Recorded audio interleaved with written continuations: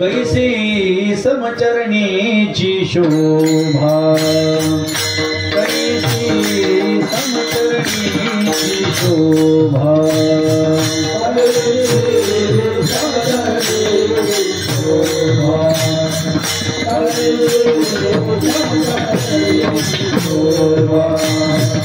कैसी समचरणीची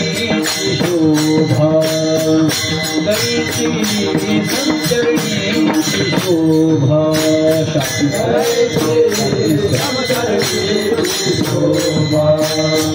कैसी समचरणीची शोभा, अवघा जगी विठ्ठल उभा, अवघा जगी विठ्ठल उभा,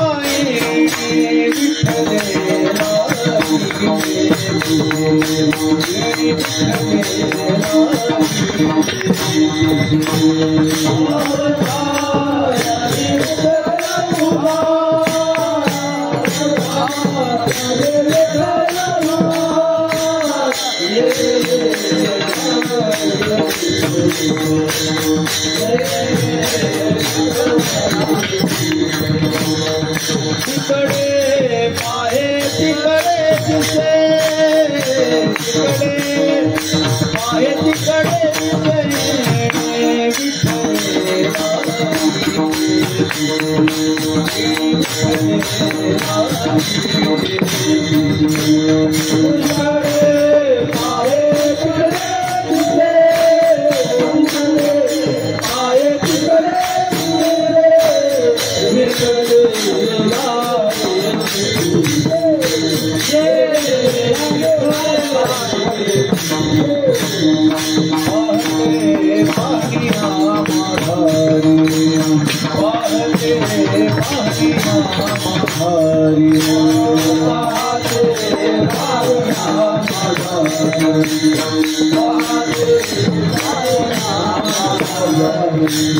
पाहते गेले पाहण्या परी, पाहते गेले पाहण्या परी, तिकडे पाहे तिकडे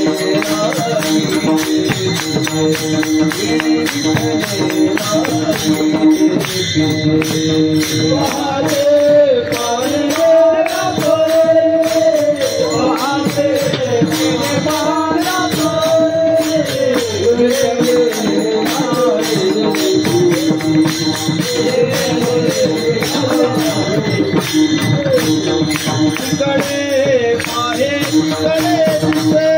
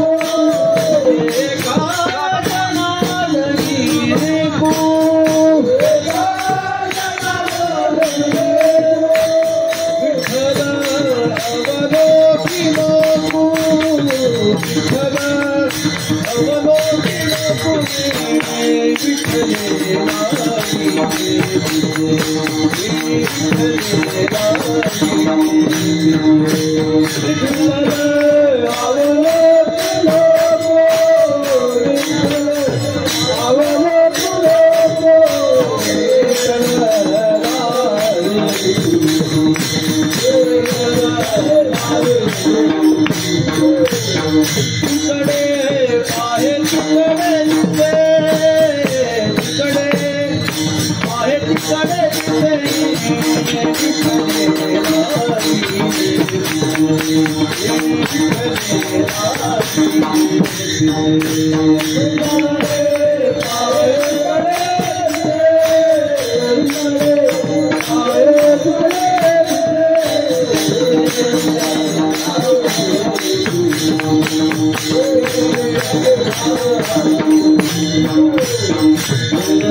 Krishna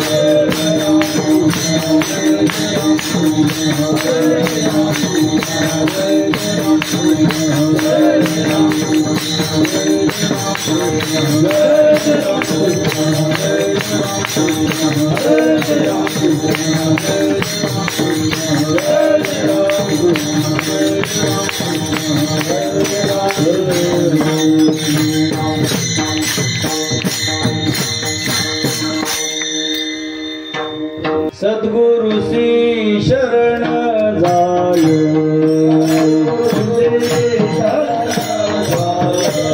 सद्गुरु श्री शरण जाय त्यासी ब्रह्म प्राप्ति होय त्यासी ब्रह्म प्राप्ति होय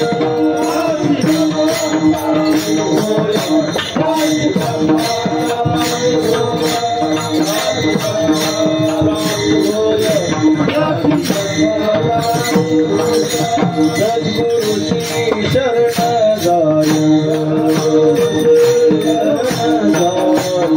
सद्गुरु श्री शरण जाय राशि ब्रह्म प्राप्ति होय राशि ब्रह्म प्राप्ति होय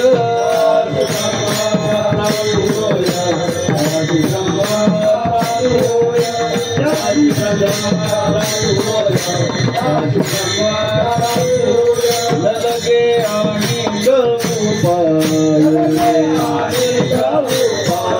लगे आणि गौपाय धरी सद्गुरुचे पाय धरी सद्गुरुचे पाय सद्गुरुचे पाय सद्गुरुचे पाय सद्गुरुचे पाय सद्गुरुचे चरण तीर्थ सद्गुरुचे चरण तीर्थ मस्तकी वंदावे पवित्र मस्तकी वंदावे पवित्र वंदावे पवित्र मस्तकी वंदावे पवित्र मस्तकी वंदावे पवित्र वंदावे पवित्र लगे आणि गौपाल लगे आणि गौपाल धरी सद्गुरुचे पाय धरी सद्गुरुचे पाय सद्गुरुचे पाय सद्गुरुचे पाय सद्गुरुचे पाय सद्गुरुचे पाय एका जनार्दनी सद्गुरु एका जनार्दनी सद्गुरु एका जनार्दनी सद्गुरु एका जनार्दनी सद्गुरु हाची भव सिंधु दातारो हाची भव सिंधु दातारो हाची भव सिंधु दातारो हाची भव सिंधु दातारो हाची भव सिंधु दातारो लगे आणि गौपाय लगे आणि गौपाय धरी सद्गुरुचे पाय धरी सद्गुरुचे पाय सद्गुरुचे पाय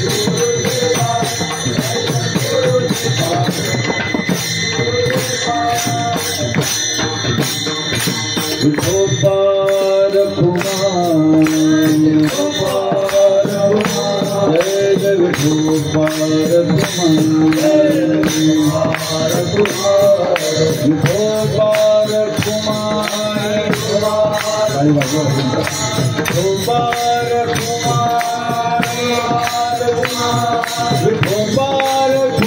कुमारी गोपाल कुमारी गोपाल कुमारी गोपाल कुमारी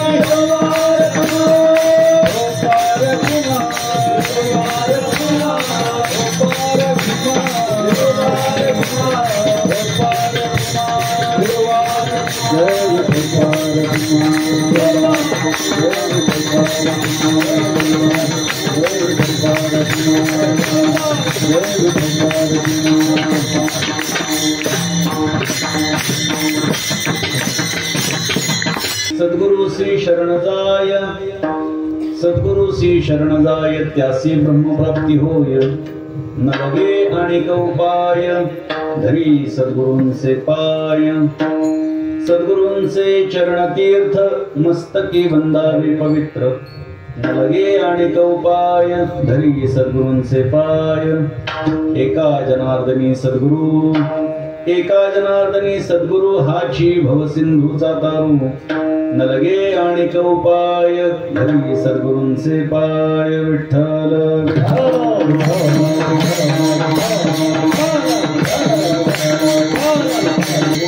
सद्गुरु निर्गुणा पार नाही तव गुणा बसनी माझी रसना हरिगुणा वर्णवे हरिगुण विशाल पावन वरवी तू कृपा करून मी मूढमती दीन म्हणून किव भाकितसे तुमचा प्रसाद झाल्या पूर्ण हरिगुण वर्णन मी जाण एका वंदितसे चरण सद्गुरूंचे आदरे स्वय भान जो भानुआराधीला तयाचे कोळी दीपक दिव्य झाला हरी भक्ती लागून तारी समजता नमस्कार माझा सद्गुरु एकनाथा आदिनारायण हृदयत्रिनाथ दत्त जनार्दन श्री एकनाथ शरण शरण एकनाथ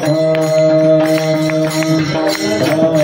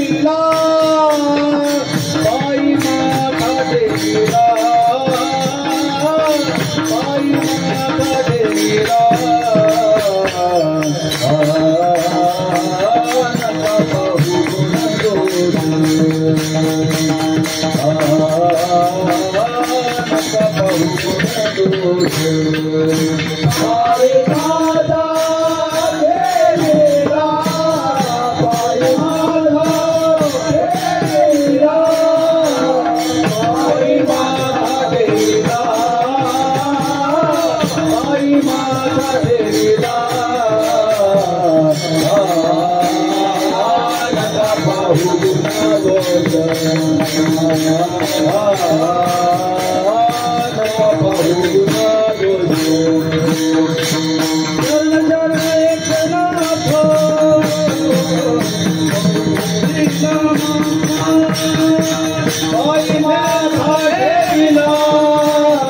एकनाथ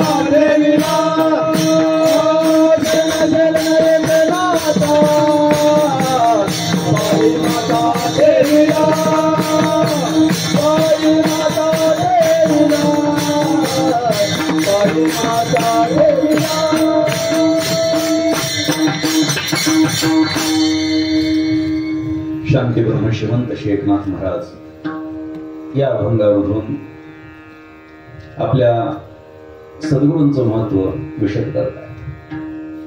आपल्या सद्गुरूंचं म्हणण्याचं कारण असं आहे की प्रत्येकाचा सद्गुरू कसा असावा याचं चिंतन संत वाङ्मयामध्ये केलेलंच आहे आणि त्यानुसार अशा सद्गुरूंच्या शरणागतीमध्ये गेल्यानंतर आपल्याला काय लाभ होतो या लाभाचं वर्णन या अभंगात नाथ महाराज करतात. विठ्ठल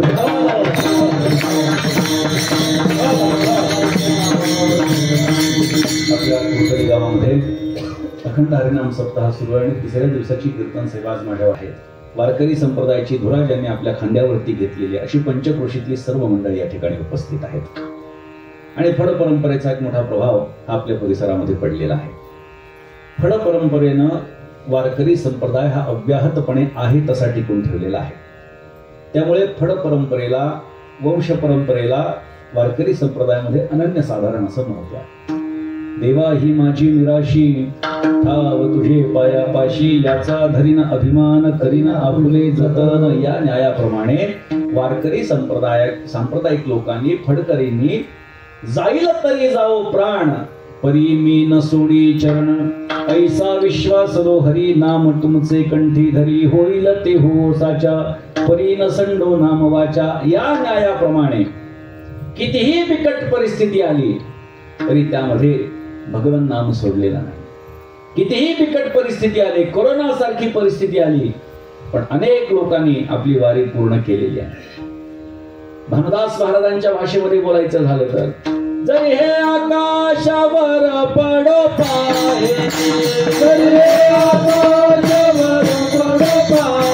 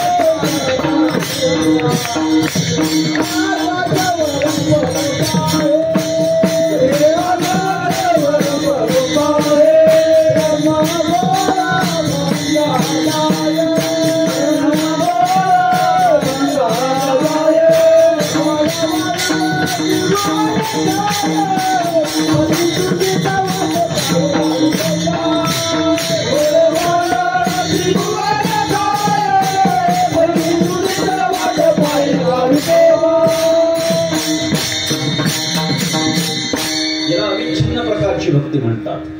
भक्त आणि देवाची ताटातूट होण्याचा मोठा प्रसंग आला तरी सुद्धा जो भक्त आपल्या देवापासून विचलित होत नाही, आपल्या ध्येयापासून विचलित होत नाही आणि आपले कर्म यथायोग्य पद्धतीने करतो, तो अविच्छिन्न भक्त म्हणावा लागेल. मग अशा प्रकारच्या भक्ताचं वर्णन कुठे आहे? नारदांनी आपल्या भक्ती सूत्रामध्ये केलं आहे. परमात्म्याची भक्ती कशी असावी हे सांगत असताना नारदांनी 84 सूत्र सांगितलेली आहेत. त्यापैकी गुणरहितम, कामनारहितम, प्रतिक्षण वर्धमानम, सूक्ष्मतरम, अविच्छिन्नम, अनुभवरूपम अशा एक प्रकारची एक सूत्र सांगितलेलं आहे.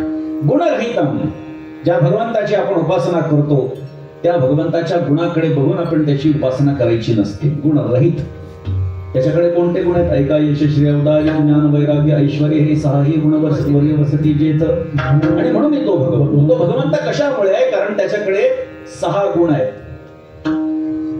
आणि ह्या 6 गुणांकडे बघून जर एखादा भगवंताची भक्ती करत असेल तर ती गुणसहित भक्ती आहे, गुणरहित भक्ती अपेक्षा.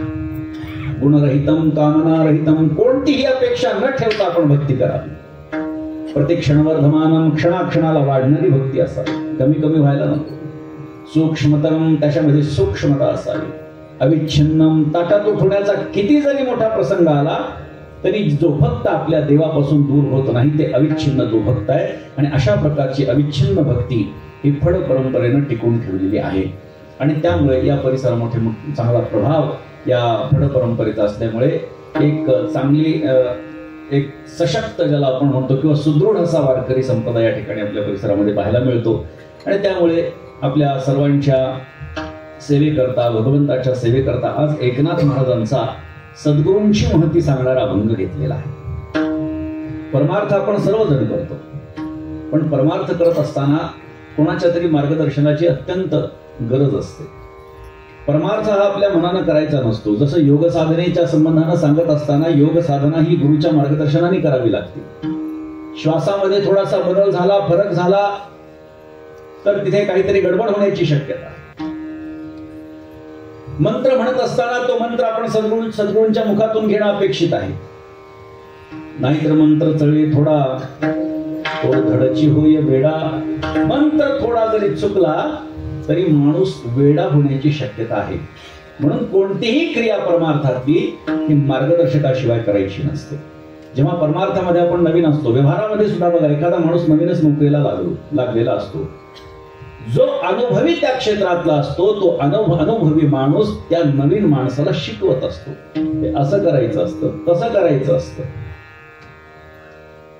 परंतु काही माणसं अशी असतात की जी स्वतःच्या मनानं परमार्थ करण्याचा विचार करतात. मी आता कोणत्या गावात आपण गेलो होतो? नाही, कौलगीर मध्येच. तिथे मी आता हा विषय थोडा सांगितला की तिथे सांगत असताना मी सांगितलं की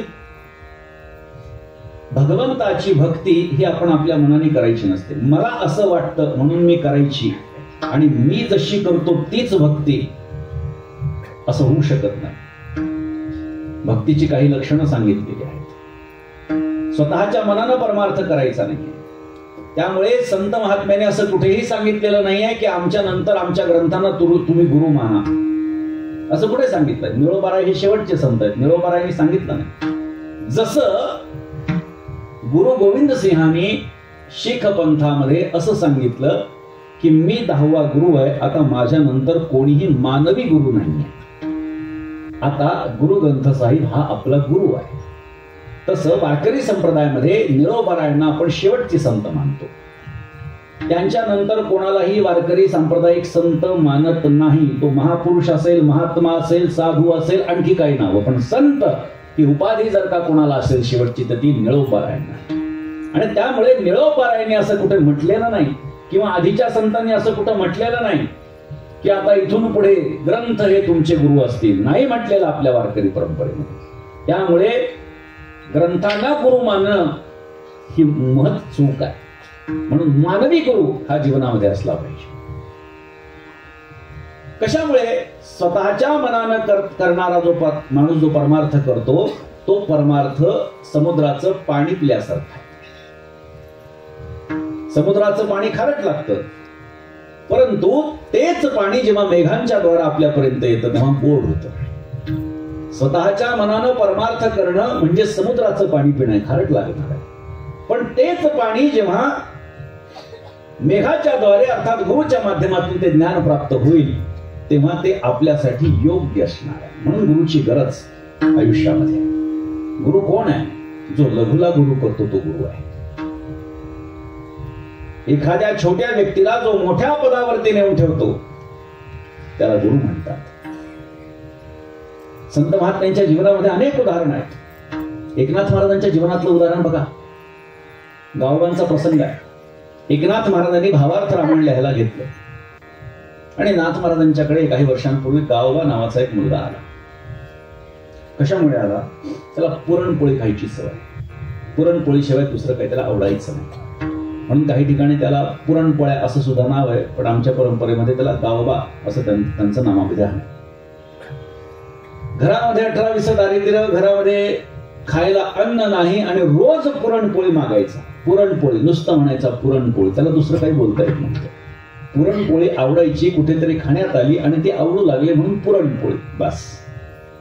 त्याला कोणीही काही विचारलं तर उत्तर एकच, तुझं नाव काय रे? पुरणपोळी. काय करतोस? पुरणपोळी. आवडतं काय? पुरणपोळी. सगळ्या प्रश्नाचे उत्तर पुरणपोळी. असा तो गावबा. आई परेशान झाली. शेजारच्या स्त्रीनं सांगितलं पैठणमध्ये जा, एकनाथ महाराजांनी पांडुरंगाला रोज पुरणपोळीचा बेत दाखवायला सुरुवात केलेली आहे कधीच. त्यांच्याकडे जा, त्याच्याकडे रोज त्याला पुरणपोळी मिळेल. आधी स्त्री नाथ महाराजांना सांगितलं अशी अशी परिस्थिती आहे महाराज, पुरणपोळी शिवाय दुसरा शब्द येत नाही. काय होतं? पुरणपोळी खायची आहे ना, आपल्याकडे रोज असते, पांडुरंगाला पुरणपोळी देऊच. राहू लागला. आता संत महात्मे कधीही माणसाला स्वस्थ बसू देत नाही ना, कायम परमार्थाला लावतात. देह कष्टविती परोपकारे, जगाच्या कल्याण संतांच्या विभूती, देह कष्टविती परोपकारे. नाथ महाराजांना असं वाटू लागलं हा पुरणपोळी खातोय, ठीक आहे, आपलं काही वाया जात नाही. एखादा माणूस पोटभर जेवत असेल तर चांगली गोष्ट आहे, पण मुखातून नामस्मरणही घडलं पाहिजे. म्हणून नाथ महाराजांनी त्याच्या हातामध्ये आधी त्याच्या समोर बसले आणि असं रामकृष्ण हरी रामकृष्ण हरी बोलत. आता तो मंदबुद्धी एव्हाना त्याला कळालं होतं पुरणपोळी आपल्याला कोणाच्या माध्यमातून मिळते तर एकनाथ महाराजांना. त्यामुळे आता दुसरं नाव येऊ लागलं एकनाथ. लक्षात घ्या, फक्त 2 नाव त्याला बोलता येत होते. पुरणपोळी आवडते म्हणून पुरणपोळी आणि एकनाथ महाराजांमुळे मिळते म्हणून एकनाथ. हे 2 नाव आता त्याला माहिती झालं. त्याला तिसरा शब्द बोलता येत नव्हता. नाथ महाराज बसले, रामकृष्ण हरी रामकृष्ण हरी, पण त्याचं काही लक्ष काही लागेना. नाथ महाराजांनी हातात माळ दिली, म्हणजे असं कर रामकृष्ण हरी रामकृष्ण. त्यांनी दिली माळ फेकून. नाथ महाराजांच्या लक्षात आलं याला वेगळ्या पद्धतीने आपल्याला परमार्थाला लावावं लागेल. बसले त्याच्यासमोर सुतळीचा तोडा घेऊन. गाठ मारायची रामकृष्ण हरी, गाठ मारायची रामकृष्ण हरी. त्याला वाटलं काहीतरी कुतूहल वाटलं त्याला. त्याला वाटलं काहीतरी वेगळं चालेल. उठला, ओढली दोरी, गाठ मारली, एकनाथ. गाठ मारायची, एकनाथ. गाठ मारायची, एकनाथ. एकनाथ एकनाथ एकनाथ एकनाथ हे नामस्मरण सुरू झालं. संतांच्या नामाचं महात्म्य काय? एकनाथ महाराजांच्या नामाचं महात्म्य काय? एकनाथ नाम घेता सुख वाटणे घेता, एकनाथ नाम घेता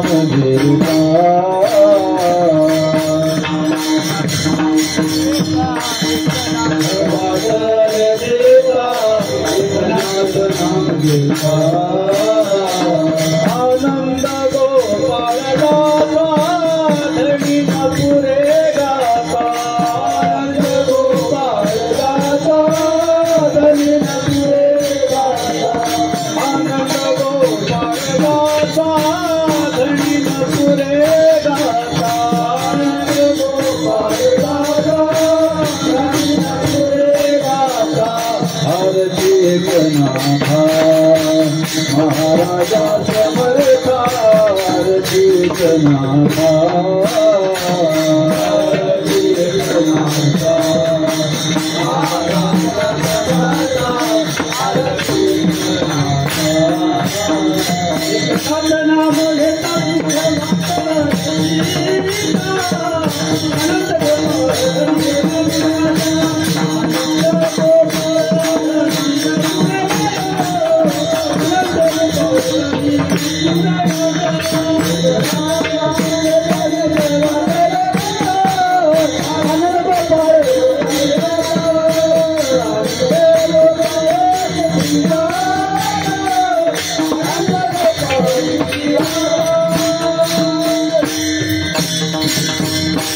एकनाथ नाम घेता सुख वाटले चित्ता. एकनाथ महाराजांच्या नामाची ताकद काय आहे? एकनाथ नामसार वेद शास्त्रांचे गुज, संसार दुःख नासे महामंत्राचे बीज. अशा महामंत्राचं गायन त्याच्यातर्फे झालं. आणि नाथ महाराजांनी भावार्थ रामायण लिहायला घेतल्यानंतर युद्धकांडाच्या 44व्या अध्यायापर्यंत आले आणि त्यांनी सांगितलं आता मला समाधी घ्यायची. लोक एकमेकांच्या तोंडाकडे बघू लागले, म्हणजे महाराज रामायण तर पूर्ण करा. तेवढेच काही दिवस नाथ महाराज अवनी तलावरती राहतील ही तिच्या पाठीमागची भूमिका. महाराज किमान आपण हे रामायण तरी पूर्ण करा आणि मग समाधी घ्या. नाथ महाराजांनी सांगितलं माझा गाव रामायण पूर्ण करेल. लोक हसू लागले. लोकांना वाटलं कीर्तनकार ज्याप्रमाणे एखादा विनोद करतात तसा विनोद नाथ महाराजांनी केला की काय. गावबा त्याला पुरणपोळी एकनाथ या नावाशिवाय तिसरं नाव येत नाही आणि तो भावार्थ रामायण पूर्ण करेल. हो, गावाला बोलवलं आणि बोलवल्याच्या नंतर त्या डोक्यावरती हात ठेवला. परिस्थिती काय झाली? युद्धकांडाच्या 44व्या अध्यायापर्यंत एकनाथ महाराजांनीच सांगितली आणि एकनाथ महाराजांनीच भावार्थ रामायण लिहिलं. 44व्या अध्यायापासून ते 90व्या अध्यायापर्यंत युद्धकांडाच्या नाथ महाराजांनी सांगितलं आणि गावोबांनी लिहून काढलं. 91 आणि 92वा युद्धकांडातला जो अध्याय आहे तो गावोबांनीच सांगितला आणि गावोबांनीच लिहून काढला आणि पुढचं पूर्ण उत्तरकांड हे गावोबांनी लिहून काढलं. सद्गुरूंची कृपा झाल्यानंतर परिणाम काय होतो याचं जिवंत उदाहरण म्हणजे गावोबा. काही लोक म्हणतात की नाथ महाराजांनी हरिपंडितांना हा अधिकार दिला नाही. हरिपंडित म्हणजे नाथ महाराजांचे पुत्र. म्हणजे नाथ महाराजांना हरिपंडितांपेक्षा गावबा आवडायचा. इथे आवडीनिवडीचा प्रश्न नाही. किंबहुना हरिपंडित हे काही नाथ महाराजांचे काही कायम विरोधक राहिले असं नाही. मोठा प्रसंग घडला आणि हरिपंडित हे नाथ महाराजांचे पट्टशिष्य सुद्धा बनले. मग हरिपंडिताला का नाही दिलं? मग गावबांनाच का हा अधिकार दिला? त्याचं कारण असं आहे, हरी हे पंडित होते. पंडितांनीच जर लिहून काढलं तर त्यात काय मोठेपण आहे. पण ज्याला साधं बोलता येत नाही, ज्याला साधं लिहिता येत नाही, ज्याला साधं तिसरा शब्द बोलता येत नाही, अशाने जर काही लिखाण केलं तर त्यात संतांची कृपा विशेषत्वानं दिसून येते. आणि संतांची कृपा झाल्यानंतर, सद्गुरूंची कृपा झाल्यानंतर परिणाम काय होतो हे दाखवण्यासाठी ही भूमिका नाथ महाराजांनी वठवली. विठ्ठल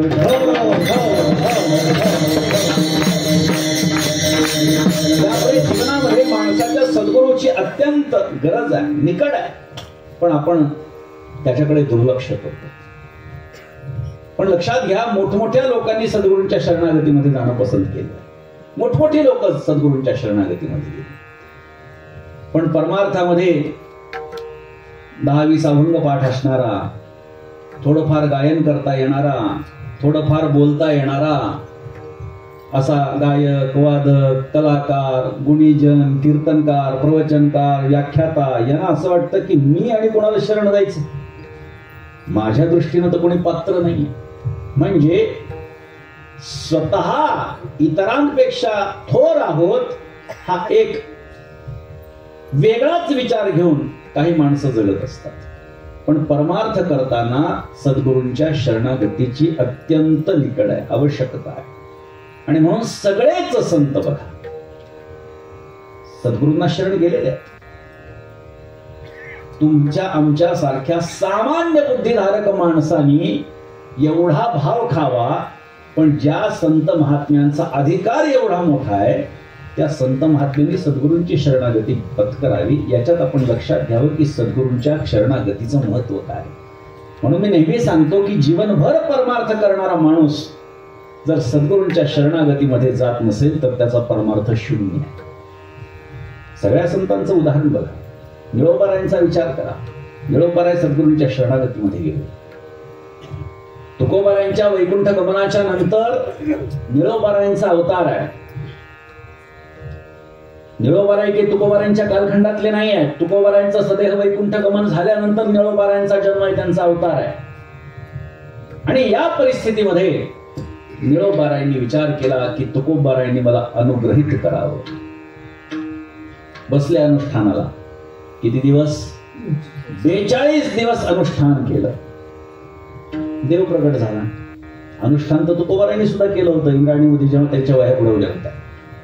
देव किती दिवसांनी त्यावेळी प्रसन्न झाला? 13 दिवसांनी. इथे निळोबारायांच्या समोर देव प्रकट झाला. येथे तुझ लागी बोलाविले कोणी, प्रार्थिल्या वाचोनी आला. काय उत्तर देतात देवाला? निळोबाराय मी आलोय असं भगवंतांनी सांगितल्यानंतर निळोबाराय म्हणतात तुला कोणी बोलवलं? अरे मी तुकोबारायांचा धावा करतोय, इथे येऊ नकोस. म्हणजे बर, याच्यातून अजून एक गोष्ट लक्षात येते. देव लवकर प्रसन्न होतो, संत लवकर भेटत नाही. तुकोबाराय 42 दिवसानंतर भेटले.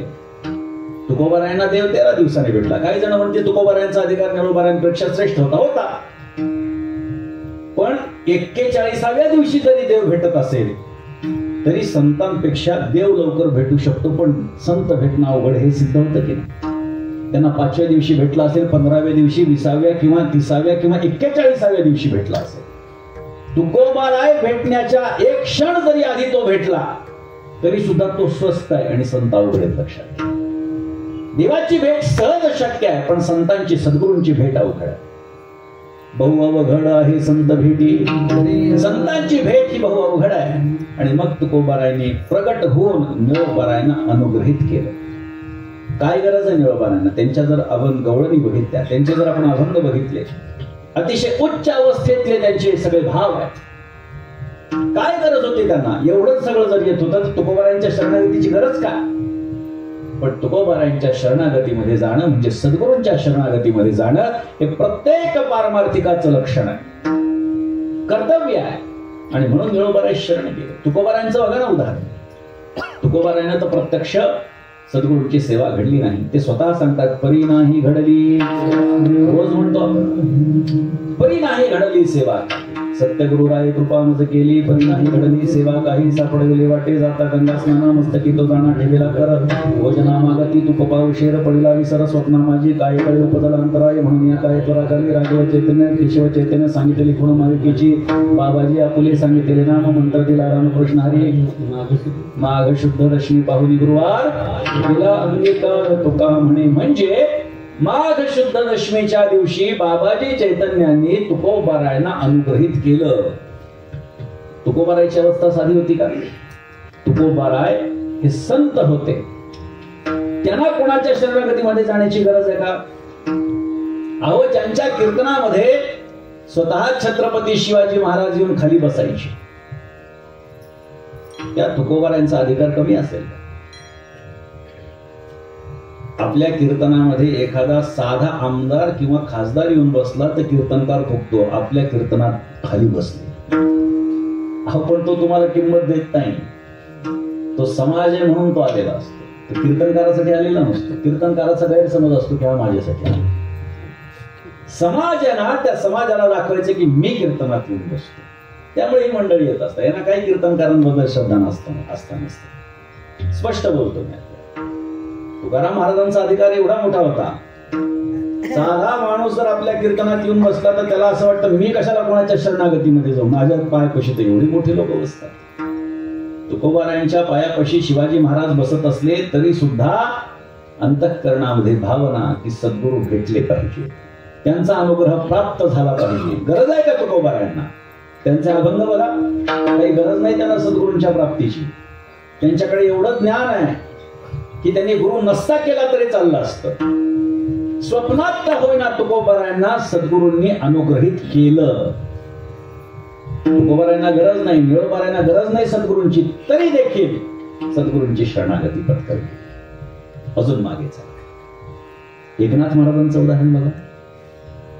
वयाच्या 12व्या वर्षी एकनाथ महाराज सद्गुरूंच्या भेटीला दौलताबाद किल्ल्यावरती, देवगिरीच्या किल्ल्यावरती गेले आणि सद्गुरूंची शरणागती पत्करली. मोठा त्रास नाथ महाराजांना त्या संबंधाने झाला. मोठा संवाद दोघांमध्ये जनार्दन स्वामी आणि नाथ महाराजांच्या मध्ये झाला. महत् प्रयासानं भरपूर सेवा सद्गुरूंची घडली. सेवेची आवडी आराम नाही अर्धघडी. नाथ महाराजांची अवस्था अशी होती की सद्गुरूंची सेवा एवढ्या मोठ्या प्रमाणामध्ये करावी की त्यांना आरामच करायला वेळ मिळू नये. सकाळी सद्गुरू उठण्याच्या आधी त्यांना तोंड धुण्यासाठी पाणी, तोंड पुसण्यासाठी कपडा, बहिर्दिशेला जाण्यासाठी चपला, बहिर्दिशेला जिथे जाणार आहे ती जागा स्वच्छ करणं. लक्षात घ्या, सद्गुरूंची सेवा करणं काही सोपी गोष्ट नाही आहे. पडेल ते काम नाथ महाराजांनी सद्गुरूंच्या साठी केलं, पण परिणाम काय? द्वारकेची मूर्ती एकनाथा घरी, पाणी वाहे हरी कावडीने, श्रीखंड्या चंदन बाळणे तरी वस्त्रगंगा तिवी धूत असे, सेवेसी तत्पर उभा ठाई ठाई देवपूजे समय तिष्ठत असे, या म्हणे देवरावे ज्याचे घरी दत्त चोपडारी करीत असे. सद्गुरूंची सेवा केल्याच्या नंतर फळ काय? तर भगवंत आपल्याकडे राबतो. हा अनुभव आपल्याला एकनाथ महाराजांच्या जीवनाकडे बघून पाहायला मिळतो. सद्गुरूंच्या शिवाय दुसऱ्या कोणत्याही गोष्टीचा विचार करायचा नाही, चिंतन करायचं नाही. सद्गुरूंची सेवा करत राहणं हाच त्यांचा उद्देश. पण कधी कधी कसं असतं, एखादा शिष्य जर का सद्गुरूंच्या जवळ गेला तर बाकीच्यांना द्वेष निर्माण होतो. बरं का, असे काही प्रसंग आहेत. जनार्दन स्वामींचे काही शिष्य आणखी होते आणि ते किल्लेदार असल्यामुळे बाकीची पण काही मंडळी होती, मुसलमान वगैरे मंडळी होती, कारण मुसलमानांचं राज्य होतं. मग त्यांना असं वाटायचं हा एकनाथ हा आत्ता आलाय, काही वर्षांपूर्वी आलाय, स्वामींच्या इतक्या जवळ, सगळा हिशोब टिशोब त्याला माहिती, स्वामी सगळं त्याला विचारतात. आपण इतक्या वर्षांपासून आहे, आपल्याला काही भाव देत नाहीत, आपल्याला काही विचारत नाहीत. म्हणजे याला इथून काढण्यासाठी काहीतरी प्रयास केला पाहिजे. एका ब्राह्मणाच्या स्त्रीला आपल्या कटामध्ये सामील करून घेतले. ती ब्राह्मणी आली, गर्भवती असणारी ती ब्राह्मणी स्वामींच्याकडे धावत आली आणि सांगितलं, स्वामी माझ्या पोटामध्ये एकनाथाचा गर्भ आहे. केवढा मोठा आरोप आहे. कोणावर? एकनाथ महाराजांवर. नाथ महाराजांचं वय त्यावेळी 18-20 वर्षांचं. दरबार भरला. दरबारामध्ये ही स्त्री आल्यानंतर एकनाथ महाराजांना त्या ठिकाणी बोलवलं आणि विचारलं, ही स्त्री असं असं म्हणतेय, खरं आहे का? नाथ महाराजांनी सांगितलं, स्वामी आपल्याशिवाय माझ्या मनात दुसरं कोणी नाही. आपली सेवा करणं हेच माझं कर्तव्य आहे. आपण उठण्याच्या आधी मी आपल्या तिथे येऊन थांबलेलो असतो आणि आपण झोपल्यानंतर आपले चरण चेपत चेपत जेव्हा झोप लागेल तेव्हा लागते. कुठे वेळ अशा गोष्टी करायला? पण स्वामींनी सांगितलं, आता मी न्यायालयात न्यायाधीशाच्या गादीवर आहे, मला न्याय द्यावा लागणार आहे. तुझ्याकडून जर का कोणी पुरावे नसतील तर तू आरोपी आहेस हे सिद्ध होईल. जर तुझ्याकडून बोलणार कोणी असेल तर सांग. नाथ महाराज हसले, म्हणले, या ठिकाणी उभं असणार कोणीही, बसलेलं कोणीही माझ्या बाजूनं न्याय देऊ शकत नाही, माझी बाजू धरू शकत नाही. पण एक जण मात्र माझ्याकडे आहे, जो माझी भूमिका मांडू शकतो. आता घाबरली, त्यांना वाटलं आपल्याचं कोणी फुटलं की काय. इकडं तिकडं बघू लागले.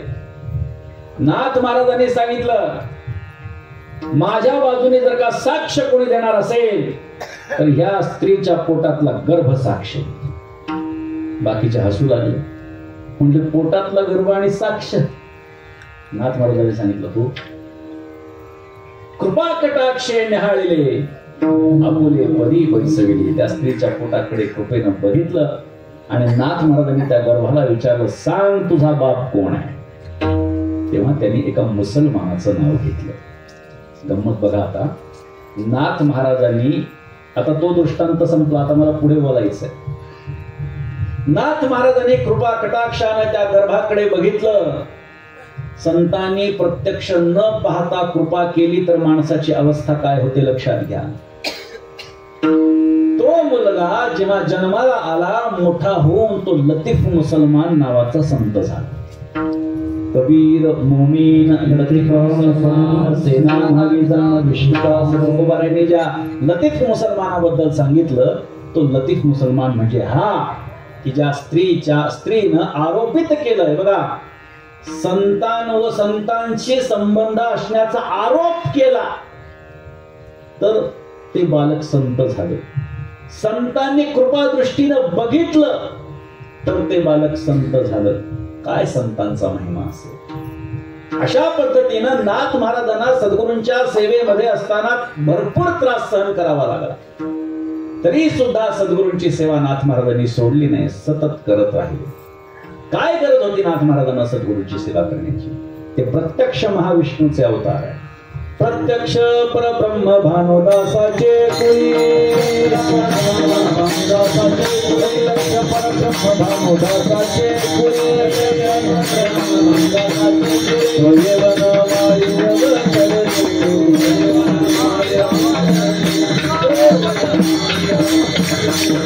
प्रत्यक्ष परब्रह्म भानुदासाचे कुळी स्वयं वनमाळी अवतरले, किंवा भानुदासाचे कुळी महाविष्णूचा अवतार. एकनाथ महाराज म्हणजे भानुदास महाराजांच्या कुळामध्ये असणारे महाविष्णूचे अवतार आहेत. त्यांना कोणाच्या शरणागतीमध्ये जाण्याची गरज काय मला सांगा. परंतु परमार्थ करत असताना नाथ महाराजांसारखे संत जर का सद्गुरूंना शरण गेले नसते तर सामान्य लोक म्हटले असते, एकनाथ महाराज कुठे गेले भगवान सद्गुरूंना शरण. मग ते गेले नाही तर आम्ही नाही गेलो तर काय फरक पडतो. ही गोष्ट संतांना पसरू द्यायची नव्हती. म्हणून नाथ महाराज एवढे ज्ञानी आहेत. वारकरी संप्रदायामध्ये तर त्यांचं योगदान काय आहे त्यांच्या ज्ञानाचं, तर ज्ञानोपारायणपासून निळोपारायणपर्यंत सगळ्या संतांचं लिखाण एकत्रित करा. एकट्या एकनाथ महाराजांचं लिखाण 50% आणि राहिलेल्या 50% सगळे संत आहेत. एवढं मोठं लिखाण नाथ महाराजांचं. काय गरज आहे सद्गुरूंच्या शरणागतीची. पण त्यांच्या म्हणण्यानुसार सद्गुरूंच्या मुळेच हे मी करू शकलो. नाथ महाराजांची नाममुद्रा जर आपण बघितली तर कधी एकनाथ म्हणे आपल्याला पाहायला मिळणार नाही. एका जनार्दनी असलं म्हणजे एकनाथ महाराज. हा, गवळणींना जर एका जनार्दनी लावलं तर तपासून बघा बरं का. नाही तर माठाला गेला तडा, शेवटी एका जनार्दनी जमत नाही असं. अशा काही गवळणी नाथ महाराजांनी लिहिलेला नाही. त्या गवळणी म्हणजे नाथ महाराजांच्या आणि एका जनार्दनी शेवटी असतं असं समजून लोकांनी लिखाण केलं आणि एका जनार्दनी जोडलंय. त्या नाथ महाराजांच्या सगळ्या नाहीत. पण एका जनार्दनी याचा अर्थ काय. नाथ महाराजांनी आपलं नाव अर्ध केलं पण आपल्या सद्गुरूंचं नाव पूर्ण लिहिलं. याला म्हणतात सद्गुरूंची भक्ती. त्यामुळे गुरुभक्तीच्या संबंधानं जेव्हा जेव्हा विषय येतो तेव्हा तेव्हा एकनाथ महाराजांसारखी गुरुभक्ती आपल्याला कुठे पाहायला सापडणार नाही. अनेक प्रसंग त्यांचे उद्धृत करून सांगता येतील पण आपल्याला पुढे जायचे असून. म्हणून एकनाथ महाराजांना सद्गुरूंच्या शरणागतीची गरज नव्हती. ते स्वतः महाविष्णू होते तरी सुद्धा सद्गुरूंच्या शरणागतीमध्ये गेले. अजून मागे चला, नामदेवरायांचा विचार करा. आपल्याला माहिती आहे गुरुबा काकांच्याकडे जेव्हा संतांची सभा भरली तेव्हा कोणीतरी सांगितलं, म्हणजे काका तुमच्या थापटण्याने जरा तपासून तर बघा या ठिकाणी कच्चे मडके किती आहेत आणि पक्के मडके किती आहेत. थापटणं असतं त्या कुंभाराकडे. माठावरती मडक्यावरती आदळल्याच्या नंतर डबडब आवाज आला की समजायचं भाजलेलं नाही, टन टन आवाज आला की समजायचं भाजलेलं नाही. गोरोबा काकाने एकेका संतांच्या डोक्यात मारायला सुरुवात केली. ज्ञानोबारांच्या डोक्यात मारलं, सोपान देवांच्या डोक्यात मारलं, निवृत्तीनाथ महाराजांच्या मारलं, मुक्ताईंच्या मारलं, सगळ्या संतांच्या डोक्यात फट फट फट फट मारत सुटले. नामदेवराय बसले होते, त्यांच्या डोक्यात मारला फटका. नामदेवराय ओरडले, काका हळू मारा जरा, किती जोरात मारता. गोरोबा काकांनी सांगितलं, हे मडकं कच्च आहे. सगळे हसू लागले, वाईट वाटले. भगवंत माझ्या बरोबर जेवतो, देव जेवी सवे ऐशी ज्याचे देवा सवे, असा माझा अधिकार आहे. देव प्रत्यक्ष मी जर आलो नाही रावळामध्ये तर माझ्या घरी विचारायला येतो की आज माझा नामा का नाही आला. मला रोज बोलतो, माझ्याशी गप्पा मारतो, मला देवाची प्राप्ती आहे आणि मला कच्च मडकं म्हटलंय. ज्ञानोबारायांनी विचारलं, असं का म्हटले? तेव्हा ज्ञानोबारायांनी सांगितलं, सद्गुरूंची शरणागती तुम्ही घेतलेली नाही, त्यामुळे तुम्हाला परमात्मा हा फक्त रावळापुरता मर्यादित वाटतो. सद्गुरूंची शरणागती पत्करा म्हणजे कळेल की तो परमात्मा फक्त पंढरपुरात आणि फक्त मंदिरामध्ये नाहीये. कोणाकडे जायचं? औंढा नागनाथला जा. विसोबा खेचर नावाचे महात्मा आहेत, त्यांची शरणागती पत्कर, गुरु म्हणून त्यांचा स्वीकार कर. गेले औंढा नागनाथ मध्ये गेल्याच्या नंतर ते विसोबा खेचर महादेवाच्या पिंडीवर पाय टाकून मस्तपणे झोपले होते. नामदेवराय विचार करू लागले, ज्यांचा अनुग्रह घेण्यासाठी आपण इथपर्यंत आलो त्या व्यक्तीला साधं एवढं कळत नाही की देवावर पाय ठेवावं का ठेवलं. त्यांनी सांगितलं, ओ महाराज पाय बाजूला घ्या. तेव्हा विसोबा खेचरांनी पडल्या पडल्या सांगितलं, जिथं देव नाही तिथं ठेवू नये बाबा पाय. उचलला पाय, दुसरीकडे ठेवलं, तिथं पिंड, तिथून उचललं, तिकडं पिंड सरकली, तिथून उचललं, तिकडं पिंड सरकली. तेव्हा नामदेवरायांना कळालं की परमात्मा हा फक्त एका ठिकाणी नाहीये, तो चराचरामध्ये आहे. आणि तेव्हा नामदेवरायांची अवस्था बदलली, सद्गुरूंच्या शरणागतीमध्ये गेले, अवस्था बदलली. आणखी पुढे जा, ज्ञानोबारायांचा विचार करा. काय गरज आहे ज्ञानोबारायांना कोणाच्या शरणागतीमध्ये जाण्याची? वारकरी संप्रदायाचा पाया ज्यांनी रचलेला आहे ते ज्ञानोबाराय सद्गुरूंच्या शरणागतीमध्ये जाण्याची शक्यताच नाही. ज्ञानोबारायांना गरज काय आहे सद्गुरूंच्या शरणागतीची? उपजताची ज्ञानी हे वर्म जाणूनी आले लोटांगडी चांगदेव, संतांची प्रमाण आहेत ना. उपजताच ज्ञान आहे. गुरुची शरणागती कशासाठी असते? ज्ञान प्राप्त व्हावं. ज्ञान म्हणजे काय? तो परमात्मा आणि माझा संबंध काय आहे हे जो सांगतो तो सद्गुरू आहे. मग ज्ञान जर आधीच झालेलं आहे तर ज्ञानोबारायांना सद्गुरूंच्या शरणागतीची गरज काय? कशासाठी निवृत्तीनाथ महाराजांच्या शरणागतीमध्ये ते गेले? वारकरी संप्रदायाचा पाया रचलाय त्यांनी. काय गरज आहे? बर, लोकांचा एक गैरसमज असा आहे की ज्ञानोबारायांनी पाया रचला वारकरी संप्रदायाचा, याचा अर्थ ज्ञानोबारायांनी वारकरी संप्रदाय सुरू केला. ही मात्र चुकीची गोष्ट आहे. ज्ञानोबारायांनी पाया रचला याचा अर्थ ज्ञानोबारायांनी वारकरी संप्रदाय सुरू केला नाही. आपला वारकरी संप्रदाय हा अनादी आहे, अनंत काळापासून चालत आलेला आहे. मग पाया म्हणजे काय? एकत्रित आणण्यासाठी एक तत्वज्ञानाची बैसका ज्ञानेश्वरीच्या माध्यमातून दिली, म्हणून ज्ञानदेवी रचिला पाया. पण लोकांना जर का असं म्हटलं ज्ञानदेवे रचिला पाया, लोक म्हणतात तुका झाला असे कळस. नाही, अर्धवट ज्ञान. बरं, हे अर्धवट ज्ञान कशामुळे? कीर्तनकारांचा हा खरा दोष आहे, श्रोत्यांचा काही दोष नाही. कीर्तनकार तेवढंच सांगतात म्हणून लोकांना असं वाटतं ज्ञानदेवे रचिला पाया आणि तुका झाला असे कळस. आणि मधले नामदेवराय, अरे वा, विठ्ठल विठ्ठल.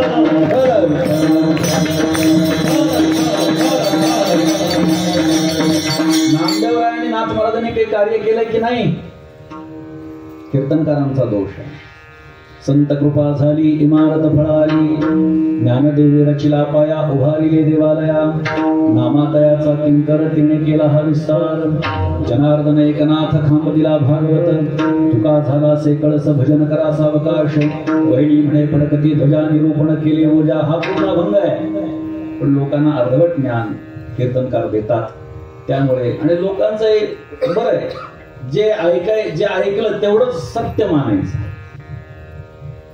श्रोत्यांनी सुद्धा अध्ययन केलं पाहिजे, कीर्तनकारांना प्रश्न केला पाहिजे. असं जेव्हा सुरू होईल तेव्हा कीर्तनकार अभ्यास करून कीर्तन करतील. लोकांनी काही प्रश्न केला तर त्यांना वाटेल काही प्रश्न विचारू शकतात, मग काहीही बोलता येणार नाही. पण श्रोते सुद्धा चांगले पाहिजेत ना. बरं का, मी एका ठिकाणी परवा बोललो, हेच वाक्य मी बोललो की श्रोत्यांनी सावधान असलं पाहिजे, कीर्तनकारांना प्रश्न केला पाहिजे. जर त्यांचं काही चुकत असेल किंवा तुम्हाला श्रोत्यांना काही समजत नसेल, हे कुठं आहे, काय प्रमाण आहे, तर विचारलं पाहिजे. एका आजोबांनी फार सिरियसली घेतलं. मी कीर्तनाच्या खाली उतरलो तर म्हणले, महाराज तुम्हाला प्रश्न विचारायचा. ठीक आहे बाबा, आता मी जर बोललो तर माझ्यावर जर काही उलटत असेल तर काही फरक पडत नाही, मग माझा तरी अभ्यास समोर येईल. ते म्हणे आमच्या घरी चाल, रस्त्यातच होतो. म्हणलं चल. म्हणे तुम्ही राम कृष्ण हरी या संबंधाने जे बोलले त्याच्यावर तुम्ही एक गोष्ट काही सांगितली नाही. काय? त्यामुळे राम म्हणजे श्वास आहे आणि कृष्ण म्हणजे उश्वास आहे.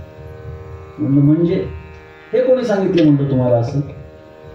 आमच्या गुरूंनी आम्हाला हे शिकवलं नाही. मी म्हटलं मी काय बोललो हे तुम्ही समजून घ्या. तुमचे गुरु जे तुम्हाला सांगतात ते तुम्हाला सत्य वाटत असेल तर माझे गुरु जे मला सांगतात ते मला सत्य वाटलं पाहिजे. म्हटलं तुमच्या गुरूंनी श्वासाबद्दल तुम्हाला सांगितलं याचा अर्थ सगळ्या ठिकाणी श्वासच नाही लावायचा. तत्वज्ञान काय चालू आहे, मी विषय काय मांडलाय, त्याच्यावरती काही प्रश्न असतील तर तुम्ही विचारा. म्हणजे श्रोत्यांना सुद्धा कळायला पाहिजे काय विचारायचं. हे जेव्हा होईल तेव्हा सत्य लोकांच्या समोर खरं येईल. पण आपण विचारत नाही, आपण सद्ग्रंथांचं पारायण करत नाही, वाचन करत नाही. करतो पण ते पारायण कसं असतं, करायचं म्हणून करायचं. पारायण करत असताना कोण आलं, कोण गेलं, कोण ओरडलं, सगळं लक्ष असतं. तोपर्यंत तिकडे 4 ओव्या होऊन गेलेले असतात. काय पारायण? पारायण करणाऱ्यांनी लक्षात घ्या मी काय म्हणतोय ते. असं पारायण उपयोगाचं नाही. ज्ञानोपारायणा गरज काय? उपजताच जर ते ज्ञानी आहेत तर सद्गुरूंच्या शरणागतीमध्ये जाण्याची गरज काय ज्ञानोपारायण? परंतु मी पुन्हा तेच सांगतो की ज्ञानोबाराय हे उपजताच जरी ज्ञानी असतील तरी त्यांना हा आदर्श समोर ठेवायचा नव्हता की ज्ञानेश्वर महाराजांनी कुठे गुरु केला, मग आम्ही नाही केला तर काय फरक पडतो. हा विचार आहे, लक्षात ठेवा. वारकरी संप्रदाय हा व्यक्तिनिष्ठ नाहीये, हा तत्वनिष्ठ आहे, हा विचारनिष्ठ संप्रदाय आहे. त्यामुळे हा विचार अव्याहतपणे लोकांपर्यंत पोचावा याच्यासाठी ज्ञानोबारायांनी निवृत्तीनाथ महाराजांची शरणागती फक्त पत्करली असं नाही तर भावनाही व्यक्त केली. ज्ञानदेव म्हणे तरलो ज्ञानदेव म्हणे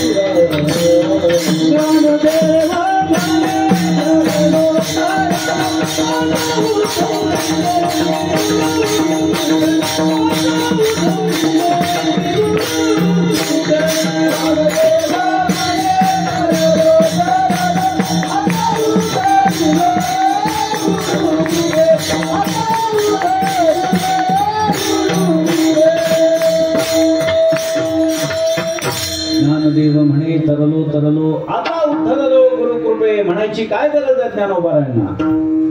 अधिकार संपन्न आहे. खरं तर संतांचं वर्णन करत असताना काही अजान सिद्ध संत आहेत आणि काही साधन सिद्ध संत आहेत. साधन सिद्ध म्हणजे काय तर ज्यांनी साधना करून भगवत तत्वाचं ज्ञान प्राप्त केलेलं आहे. एकनाथ महाराजांनी साधना केली, लक्षात ठेवा. सद्गुरूंच्याकडे गेले, ते सांगतील त्या पद्धतीनं उपासना केली. अनेक दृष्टांत सुद्धा त्या संबंधाने घडलेले आहेत. आपले सद्गुरू सांगतात त्या पद्धतीनं नाथ महाराजांनी साधना उपासना केली आहे. हे साधन सिद्ध संत आहेत. अजानसिद्ध संत म्हणजे काय? कोणतीही क्रिया न करता ज्यांना सहजतेनं आपोआपच ज्ञान झालेले ते अजानसिद्ध. ज्ञानोबा अजानसिद्ध. कशाचीही उपासना करायची गरज नाही. उपजाताची ज्ञानी आपण तर बघितलंच. तरी सुद्धा ज्ञानोबा राय सांगतात, ज्ञानदेव म्हणे तरलो तरलो आता उद्धरलो, गुरुकृपे गुरुची कृपा माझ्यावरती झाली आणि मी तरलो. म्हणजे सगळे संत तुम्ही पहा सद्गुरूंच्या शरणागतीमध्ये गेलेले आहेत.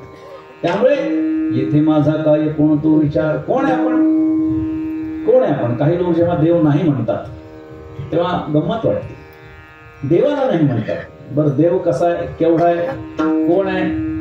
अनंत ब्रह्मांडे उदरी हरिहा बाळकनंदा घरी. अनंत ब्रह्मांड ज्याच्या उदरामध्ये सामावलेले आहेत असा तो परमात्मा. अनंत ब्रह्मांडापैकी एक ब्रह्मांड, त्याच्या अनेक त्या नद्यांपैकी एक नदी, त्याच्यातल्या अनेक सूर्यमालेंपैकी एक सूर्यमाला, त्याच्यातल्या एका सूर्यमालेपैकी अनेक ग्रह, त्याच्यावरती एक पृथ्वी, त्याच्यावरती शेकडो देशांपैकी एक देश, त्या देशातल्या अनेक राज्यांपैकी एक राज्य, त्याच्यातल्या अनेक जिल्ह्यांपैकी एक जिल्हा, त्याच्यातल्या अनेक तालुक्यांपैकी एक तालुका, त्या तालुक्यांपैकी एक गाव, त्या गावातली एक गल्ली, त्या गल्लीतलं एक घर आणि त्या घरातली एक खोली, त्याच्यामध्ये उभा राहून हा म्हणतो देव नाही. काय किंवा कराविषयी वाटते महाराज त्या माणसाची.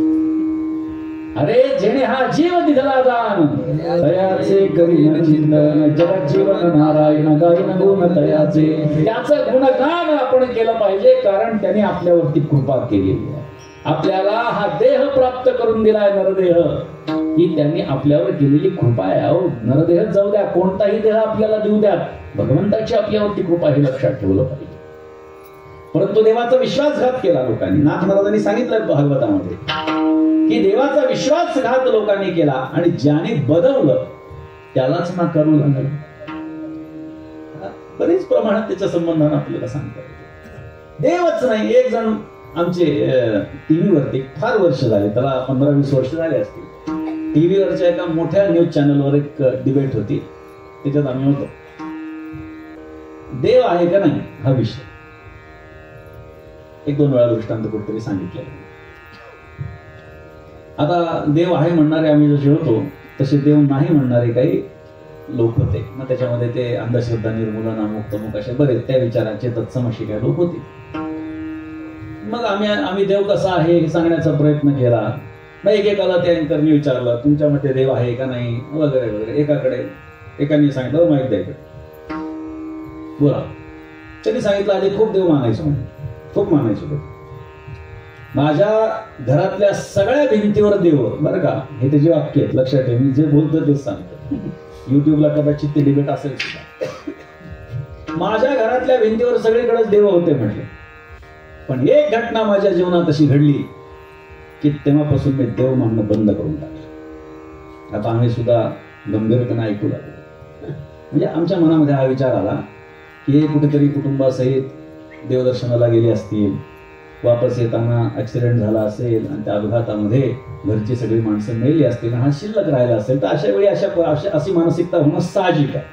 अशा गंभीरतेनं आम्ही ऐकू लागलो. त्यांनी सांगितलं एक प्रसंग माझ्या जीवनामध्ये असा घडला, तेव्हापासून देव मानणं बंद केलं. मंदिरात गेलो, चप्पल काढली बाहेर, आतमध्ये गेलो, देवाचं दर्शन घेतलं, प्रदक्षिणा केली आणि बाहेर येऊन पाहत होते काय माझी चप्पल गायब. मग जो माझी चप्पल सांभाळू शकत नाही तो या जगाला कसं काय सांभाळू शकेल हा विचार माझ्या मनात प्रकट झाला. आणि म्हणून मी तेव्हापासून देव मानणं बंद केलं. त्याला म्हणलं माहिती, त्याला म्हटलं पहिली गोष्ट तर एक लक्षात ठेव, तुझ्यासारख्या या कश्चित माणसाची चप्पल सांभाळण्यासाठी तो नाही. हा तो देवाचा भक्त बन, तो तुझी चप्पल सांभाळणारच नाही, डोक्यावर घेऊन मिरवेल. देवर्षी नारद सत्यभामेकडे आले आणि सत्यभामेला सांगितलं, गप्पा मारू लागल्या तर संत आहेत, तत्वज्ञानाच्या गप्पा, संत संगतीच्या गप्पा सुरू झाल्या, पाप पुण्याच्या गप्पा सुरू झाल्या.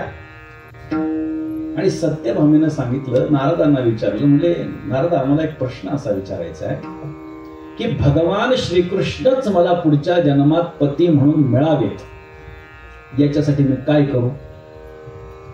बरोबर. आता देवर्षी नारद असते, सरळ सरळ उत्तर दिलं तर ते नारद कसे? सरळ सरळ उत्तर काय आहे? वडाला वटपौर्णिमेच्या दिवशी फेरे घाल, निदान 7 जन्म तरी 7 सोडणार नाही. बरोबर. आता वडाला फेऱ्या घालणाऱ्या स्त्रिया जन्मोजन्मी हाच पती मिळावा म्हणून त्याला दोऱ्याने बांधून टाकतात, नवरा समजून. ते मला मी मागे सांगितलं ठिकाणी की असं का जन्मोजन्मी हाच पती मिळावा, असं का? कारण एवढा त्रास सहन करणारा दुसरा मिळणार नाही म्हणून.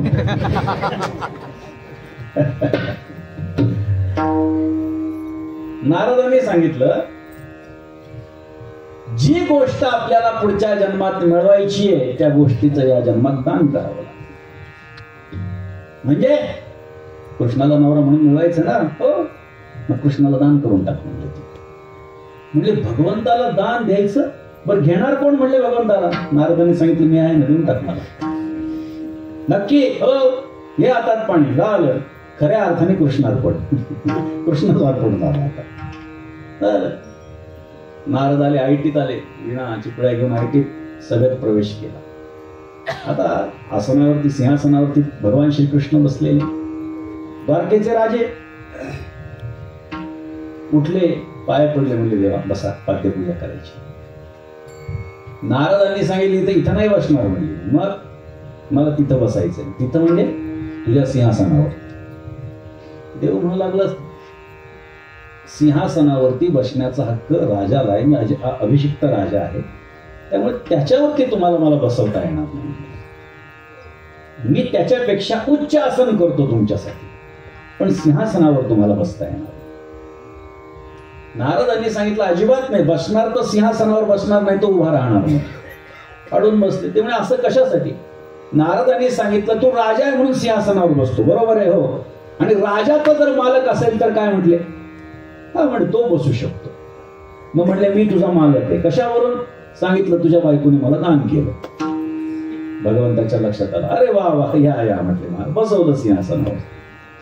वीणा घेऊन आपले नारायण नारायण चालू. देव बाजूला उभे. म्हणले तुमचा वीणा वगैरे पकडू का? म्हणले महाराज. त्यांनी सांगितलं हे भांडवल आहे बाबा, याच्यावरतीच तुला कमवलंय, ते नाही मागायचं, तुला सेवा करायची ना. अरे तुझं राज्य फार चांगलं आहे असं मी ऐकलंय, आणि बाजार हाट करायचा माझा विचार आहे. मुख्य तुझ्या शहरातल्या बाजारपेठेतून मला फिरायचंय, चल माझ्या बरोबर. भगवान म्हणले या महाराज चला. तर त्यांनी सांगितलं हे बघ, म्हणले मला चप्पल घालायची नाही, जरा माझ्या पादुका पकडले. भगवंतानं त्या पादुका डोक्यावरती घेतल्या आणि नारद गल्लोगल्ली फिरू लागले दाखवायला की बघा हा तुमचा राजा आहे, पण माझ्या चपला उचलतो. नाथ महाराज वर्णन करतात, सत्यभामादान करी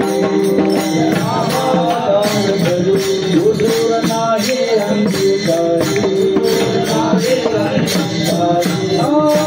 सेवकाच्या शिरी धरून झाले पादुका, सेवकाच्या शिरी धरून झाले पादुका, सेवकाच्या शिरी धरून झाले पादुका,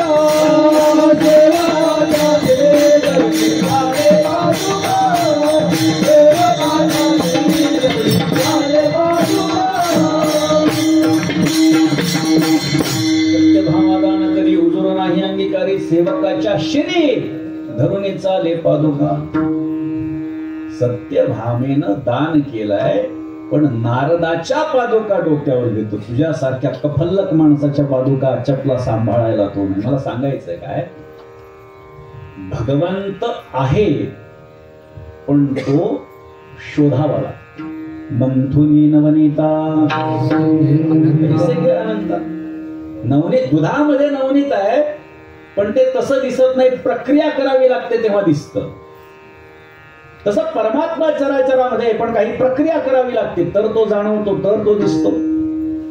पण ही प्रक्रिया सद्गुरूंच्या माध्यमातून जाते. म्हणून सगळ्या संतांनी सद्गुरूंची शरणागती पत्करल्याचं आपण पाहतो. अहो संत जाऊ द्या, भगवान श्रीकृष्णाचा विचार करा. सांदीपनी ऋषींच्या आश्रमामध्ये भगवंत अनेक वर्ष राहिला आणि सद्गुरूंची सेवा केली. प्रभू रामचंद्र सुद्धा वसिष्ठांच्या आश्रमामध्ये जाऊन सेवा करते झाले, अनुग्रहित झाले. प्रभू रामचंद्र असो किंवा भगवान श्रीकृष्ण असो, परब्रह्म राम वसिष्ठा शरण, परब्रह्म राम वसिष्ठा शरण,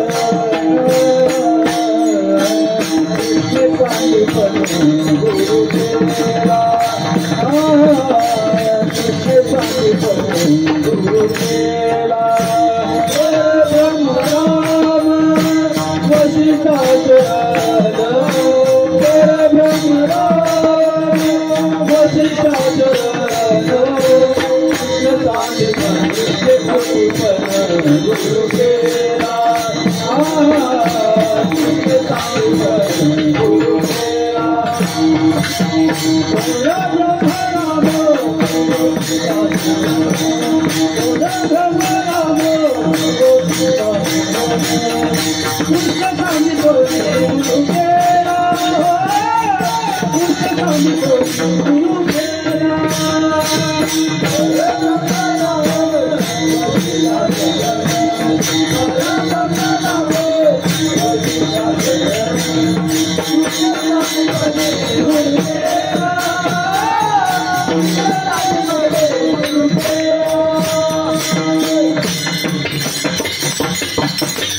परब्रह्म राम वसिष्ठा शरण, कृष्णे सांदीपन गुरु केला. परब्रह्म आहे प्रभू रामचंद्र. भगवान श्रीकृष्ण कर्तुम अकर्तुम अन्यथा कर्तुम शक्तिधारी आहे, तरी देखील ते सद्गुरूंच्या शरणागतीमध्ये गेले. म्हणजे सगळे जर का सद्गुरूंच्या शरणागतीमध्ये जात असतील तर तुमचा आमचा काय, येथे माझा काय, कोण तो विचार. याला म्हणतात दर्या में खसखस. बरं का, जगामध्ये सगळीच माणसं जात आहेत सद्गुरूंच्या शरणागतीवर, सगळी मोठी माणसं ज्यांना ज्ञान आहे. त्यांना ज्ञान कोणापासून प्राप्त झालं? सद्गुरूंच्या माध्यमातून प्राप्त झालं. आणि म्हणून सद्गुरूंची शरणागती ही परमार्थामध्ये अत्यंत महत्वाची असल्यामुळे नाथ महाराजांनी सद्गुरूंच्या शरणागतीचं महत्व सांगितलं अभंगाच्या पहिल्या. सद्गुरूंची शरणागती, सद्गुरूंची शरणागती,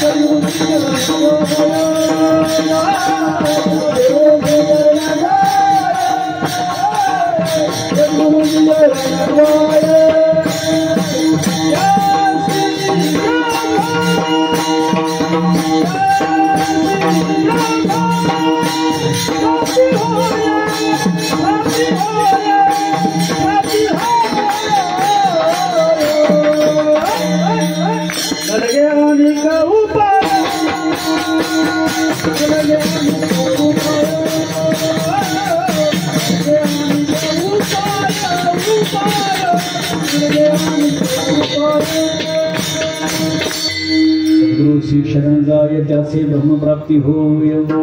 नाथ महाराजांनी सांगितलं सद्गुरूंच्या शरणागतीमध्ये गेल्यानंतर ब्रह्मप्राप्ती आपल्याला होणार आहे. ब्रह्मप्राप्ती म्हणजे परमात्म्याची प्राप्ती, म्हणजे हरीची प्राप्ती. सद्गुरूंच्या शरणागतीमध्ये जाण्यासाठी सद्गुरू ओळखणं गरजेचं आहे. कारण आमच्या सामान्य दृष्टीने आम्ही जेव्हा समाजाकडे पाहतो तेव्हा आम्हाला कोणीच महत्वाचं वाटत नाही. याला दृष्टी न्याय म्हणतात. न्यायाच्या भाषेमध्ये बोलायचं झालं तर जशी दृष्टी असते तशी आपल्याला सृष्टी दिसते.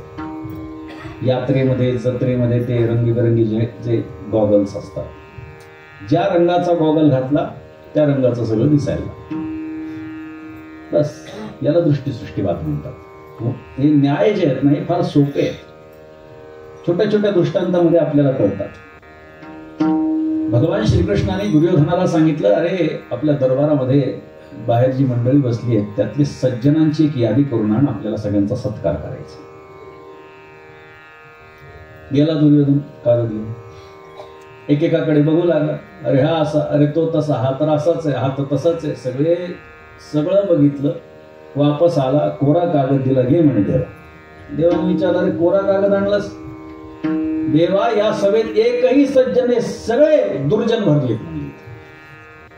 अरे आता आपल्याला सत्कार तर करायचा आहे. मग ठीक आहे, दुर्जनांची तर दुर्जनांची.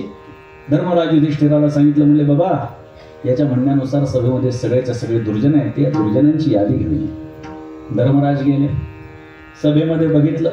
अरे हा तर चांगला, अरे तो चांगला, अरे तो तर त्याच्यापेक्षा चांगला. सगळी सभा बघितली, रिकामा कागद घेऊन आला. गे देवा.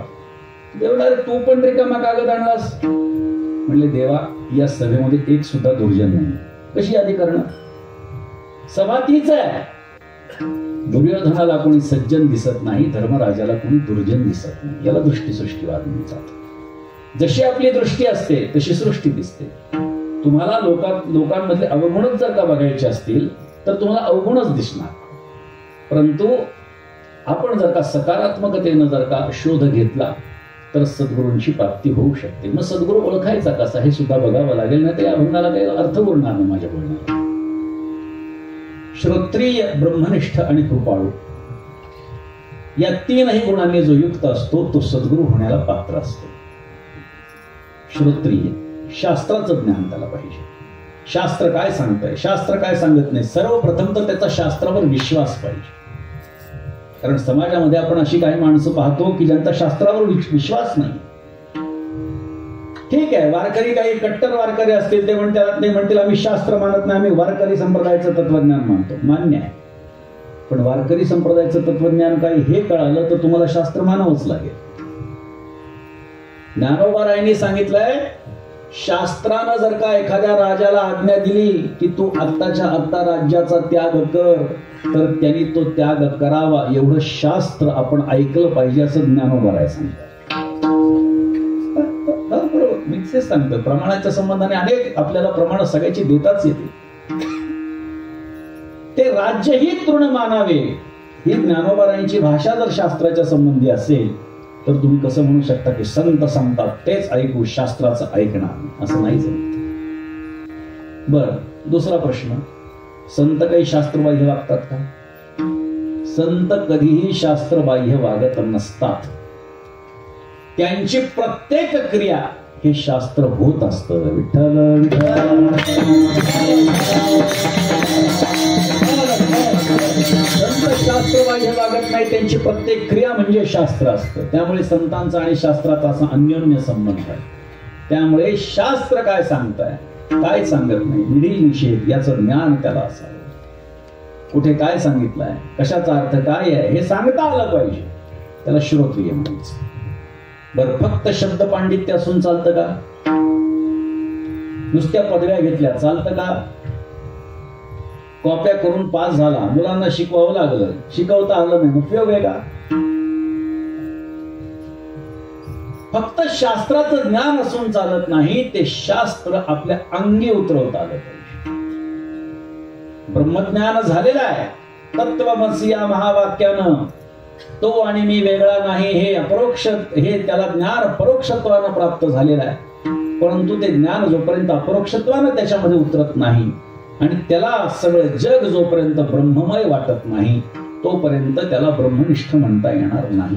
म्हणजे फक्त ज्ञान असून चालत नाही, ब्रह्मनिष्ठता सुद्धा हवी. ते ज्ञान अंगी मुरलं पाहिजे.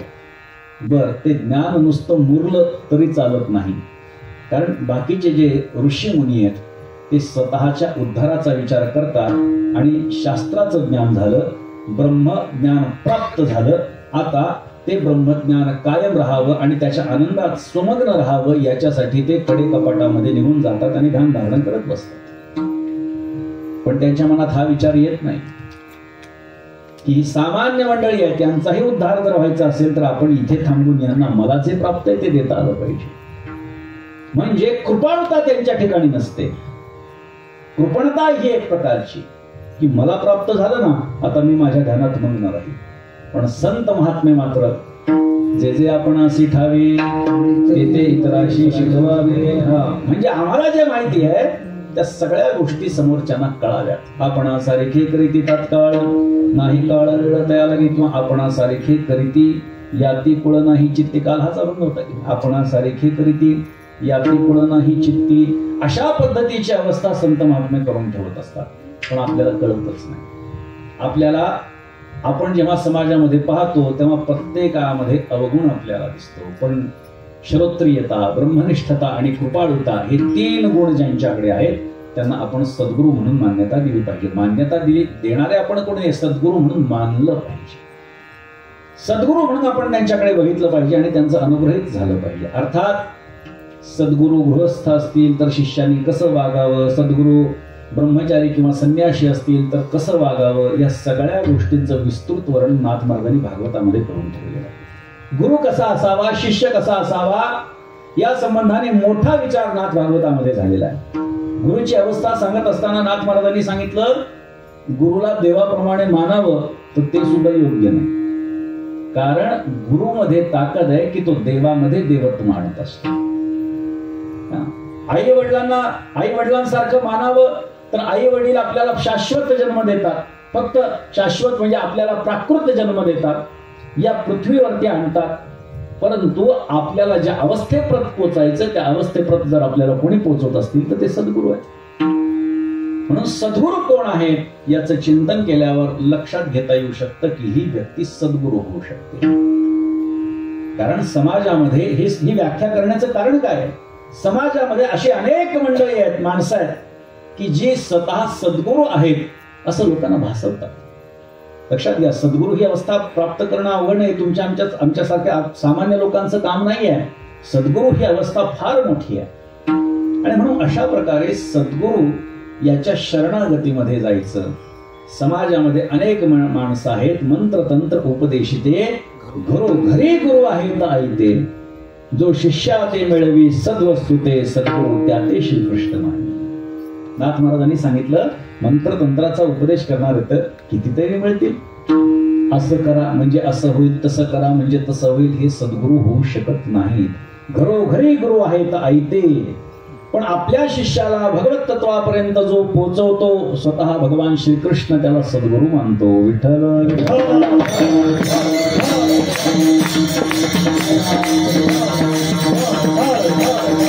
त्यामुळे गुरु कसा असावा, शिष्य कसा असावा याला काही मर्यादा आहे. पण जगामध्ये काही वेगळीच माणसं आपण पाहतो, कसेही गुरु कसेही शिष्य. एका गुरुला शिष्यच मिळत नव्हता. त्याला असं वाटायचं कोणीतरी माझा अनुग्रह घ्यावा, कोणीतरी माझ्या सेवेसाठी यावं. वयस्कर होते बिचारे, त्यांना असं वाटायचं आपलं आता वय होत चाललंय, कोणीतरी तर आपल्या हाताखाली पाहिजे, काहीतरी सेवा करणार पाहिजे. योगायोगाने एक त्यांना मुलगा भेटला. तो म्हणला मला तुम्हाला गुरु करायचं. याला आनंद झाला, त्याला आनंद झाला. हडळीला नाही नवरा, खळूसाला नाही बायको. अरे मिळाला शिष्य, खुश झाला. आता ते बसला शिष्य, वादळ सुटलं नेमकं योगायोगाने, दार जोरजोरात आदळू लागलं. गुरुंना लक्षात आलं की बहुतेक पाऊस पडण्याची शक्यता. शिष्यानं सांगितलं, त्याला सांगितलं, म्हणलं अरे बहुतेक पाऊस पडण्याची शक्यता आहे. बाहेर आपल्या गाई ज्या आहेत त्या बंधनामध्ये त्यांना बांधलेलं आहे, तर जरा त्यांना मुक्त कर. हा शिष्य बसल्या जागेवरून म्हटला, गुरुदेव मुक्त करणं तर आपलं कार्य आहे. माझ्यासारख्या पामरानं काय कोणाला मुक्त करावं. हा शिष्य कमी गुरुच जास्त भेटला. थोडा वेळ झाला, गुरुजींना असं वाटलं पाऊस पडतोय की काय, जरा जाणून घ्यावं. शिष्याला सांगितलं, अरे बाळा जरा बाहेर जाऊन पाहतोस का पाऊस पडतोय की नाही. बसल्या जागेवरून शिष्याने सांगितलं, गुरुदेव ती मांजर बाहेरून आत आलेली आहे, तिच्या अंगावरून हात फिरवा, हात ओला झाला तर पाऊस पडतोय, नाही तर पडत नाही. असे गुरु आणि असे शिष्य कसा परमार्थ सफल होईल मला सांगितलं. त्यामुळे जसे गुरु असतात तसे त्यांना शिष्य भेटत असतात. त्यामुळे गुरुनी शिष्य चांगले पाहिजे असतील तर चांगलं वागावं. त्यामुळे कधी कधी अनेक गुरूंना हा विचार येतो की आपल्याला हा शिष्य कसा भेटला. असा बदमाश भेटला म्हणजे आपण बदमाश आहोत का, असा प्रश्न कधी कधी पडतो. गुरूंना असे शिष्य भेटलेत आणि पडावा, त्याच्याशिवाय शिष्य कसा करावा हे कळणार नाही. जसा गुरु बघून करावा तसा शिष्य सुद्धा बघून करावा बरं का, नाहीतर फार त्रास होतो. अनुभवाचे बोल सांगतो. फार त्रास होतो. शिष्य जर का अनुकूल नसेल तर फार त्रास होतो. म्हणून गुरु करत असताना विचार झाला पाहिजे. सगळ्या संतांचा विचार करा, देवाचा विचार करा. सद्गुरूंच्या शरणागतीमध्ये ते गेलेले आहेत. मोठ्या माणसांची एक गंमत लक्षात घ्या बरं का, हे माझं निरीक्षण आहे, तुम्ही बघा. मोठी माणसं जास्त शिष्य करण्याच्या भानगडीतच पडत नाही बरं का. उदाहरण देतो म्हणजे आपल्याला कळेल. आपण भगवान श्रीकृष्णाला काय म्हणतो? कृष्णं वंदे जगद्गुरू, बरोबर. जगद्गुरु या शब्दाचा अर्थ काय? जगाचा गुरु, बरोबर. म्हणजे सगळं जग काय त्याचं? शिष्य. म्हणजे तो काय? सगळ्या जगाचा गुरु. आपण जरी त्याला जगद्गुरु म्हणत असलो तरी त्यांनी शिष्य दोनच केलेत. आपण त्याला जगद्गुरु म्हणतो पण त्यांनी शिष्य दोनच केले. पहिला अर्जुन, ज्याला समानांगणावरती गीता सांगितली, त्याची मराठीतली टीका म्हणजे ज्ञानेश्वरी. दुसरा उद्धव, ज्याला स्वतःच्या निजधाम गमनाच्या आधी उपदेश केला, त्याच्यावरती मराठीतली टीका केली, ते एकनाथी भागवत. भगवान श्रीकृष्णाने दोनच शिष्य केलेत आणि त्यांचं भगवंताचं तत्वज्ञान हे फक्त या दोनच ग्रंथात मिळणार आहे. सोशल मीडियावरती कृष्ण आणि राधा एकमेकांच्या खांद्यावर बसून ज्या काही गप्पा मारतात आणि कृष्ण असा सांगतो, काही सांगत नाही कृष्ण. कृष्ण फक्त या दोनच ग्रंथात सांगतो काय सांगायचं ते. लक्षात घ्या, काहीही असलं की कृष्ण असा सांगतो, पुरावे मागा टाकणार म्हणजे योग्य आहे की अयोग्य कळेल. कृष्णाने फक्त दोनच ठिकाणी आपलं तत्वज्ञान सांगितलंय, एक अर्जुन, दुसरा उद्धव. त्यामुळे ज्ञानेश्वरी आणि एकनाथी भागवत या दोन ग्रंथांच्या शिवाय भगवंताचं तत्वज्ञान इतरत्र कुठेही पाहायला मिळत नाही, ही गोष्ट लक्षात घ्या. दुसरं उदाहरण बघा. शंकराचार्यांना आपण काय उपाधी लावतो? जगद्गुरु शंकराचार्य, बरोबर. श्रीमदाद्य जगद्गुरु आद्य, ज्यांनी 4 पीठांची स्थापना केली, त्यांना आपण जगद्गुरु म्हणतो आहोत. त्यांच्या गादीवर आज जे विराजमान शंकराचार्य आहेत त्यांना सुद्धा आपण जगद्गुरु म्हणतो, म्हटलं पाहिजे. कारण ते आपल्या सनातन वैदिक परंपरेचे जगद्गुरु आहेत. काही पंथाचे जगद्गुरु आहेत. लक्षात घ्या, काही असे पंथ आहेत की त्याच्यातही जगद्गुरु पदवी आहे, पण ते आपले जगद्गुरु नाही आहेत. शंकराचार्यांच्या पीठावरती 4 पीठांवरती बसलेले ते आपल्या दृष्टीने जगद्गुरु आहेत, बरोबर. आद्य शंकराचार्यांचा विचार करा. आद्य शंकराचार्यांनी 6 शिष्य केले. आपण त्यांना काय म्हणतो? जगद्गुरु शंकराचार्य. पण त्यांनी शिष्य किती केले? 6. 4 जणांना गादीवर बसवलं, बाकीच्या दोघांनी गादी नाकारली. लक्षात घ्या मला काय सांगायचं. म्हणजे मोठ्या माणसांची गोष्टच वेगळी असते. नाथ महाराजांना सुद्धा आपण जगद्गुरु म्हणतो. आरती एकनाथा महाराजा समर्था तुझी थोर जगद्गुरु जगन्नाथ. जगद्गुरुच म्हणतात ना. किती शिष्य पाहिजेत नाथ महाराजांचे? हजारो, लाखो. खरं तर लोकांना फक्त 1-2 शिष्य माहिती आहेत. आता आम्ही फिरतो त्यामुळे आम्हाला परंपरेची काही मंडळी माहिती आहेत, म्हणून माझ्याकडे नाथ महाराजांच्या शिष्यांची 25 शिष्यांची नाव आहेत. पण जगद्गुरु म्हणल्यानंतर मग 25 तसं बघितलं तर काहीच आकडा नाही. तुकाराम महाराजांचा विचार करा. जगद्गुरु तुका अवतार नाव याचा असं म्हटलेल्या निळोबारायांनी. म्हणजे तुकोबारायांना आपण जगद्गुरु म्हणतो. त्यांच्या दृष्टीने सगळे त्यांचे शिष्य झालेच. पण त्यांनी शिष्य किती जणांना केलं? त्यांचे 14 टाळकरी, बहिणाबाई, निळोबारा आणि अजून 4-2 असतील. ते किती झाले? 20-22. जगद्गुरु म्हटल्या गेले तरी शिष्य किती केले? एवढे कमी. मोठ्या लोकांची गंमत असते. बरं जाऊ द्या, गुरुदेव दत्त असं आपण म्हणतो, बरोबर. सगळं जग भगवान दत्तात्रयाला गुरुदेव म्हणतं, पण त्यांनी शिष्य किती केले? दत्तात्रया परंपरा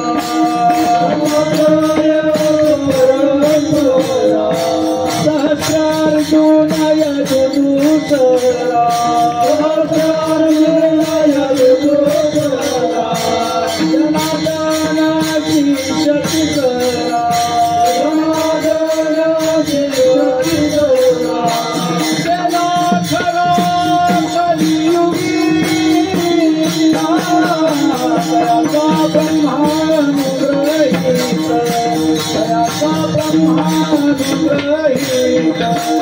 ज्या परंपरेतून आम्ही आलेलो आहोत ती परंपरा भगवान नारायणापासून चालत आली आहे.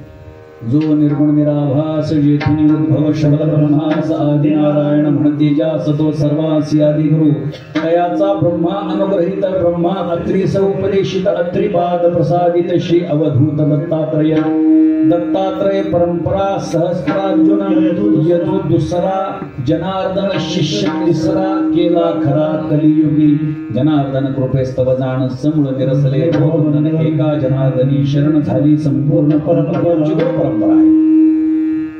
नाथ महाराजांनी सांगितलेली ही आमची गुरु परंपरा आहे. त्याच्यात भगवान दत्तात्रयाला आपण सगळे जण गुरु म्हणतो पण शिष्य किती केलेत? 3. सहस्त्रार्जुन पहिला, यदु दुसरा आणि जनार्दन स्वामी तिसरा शिष्य कलियुगातला. म्हणजे अशा पद्धतीनं वर गुरुदेव दत्तात्रयांनी शिष्य 3 केलेत पण गुरु 24 केले. गंमत बघा, शिष्य 3 आणि गुरु किती? 24.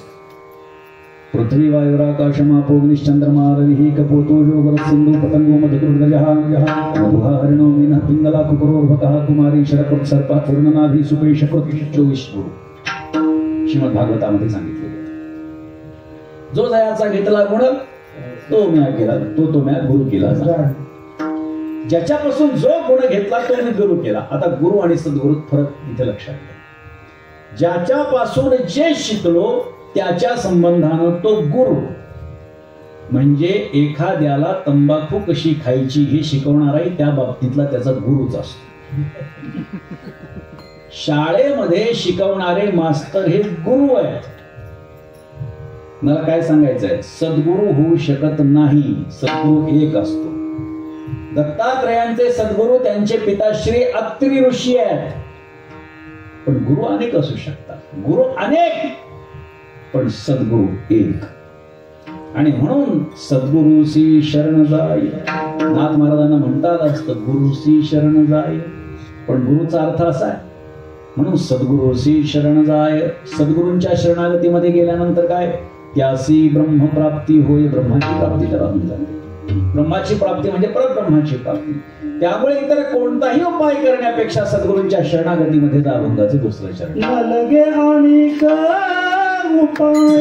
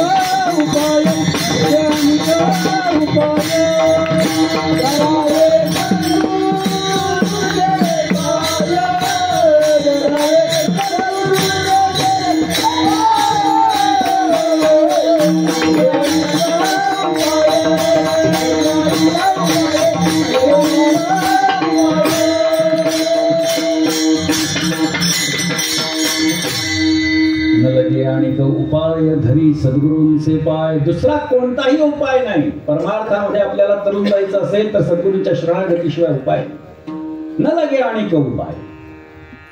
फक्त आणि फक्त धरी सद्गुरूंचे पाय. सद्गुरूंचे पाय धरून काय उपयोग? ते आपल्याला तारणार आहेत. याचं उत्तर हेच आहे. ते आपल्याला तारणार आहेत म्हणून त्यांच्या शरणागतीमध्ये जायचं.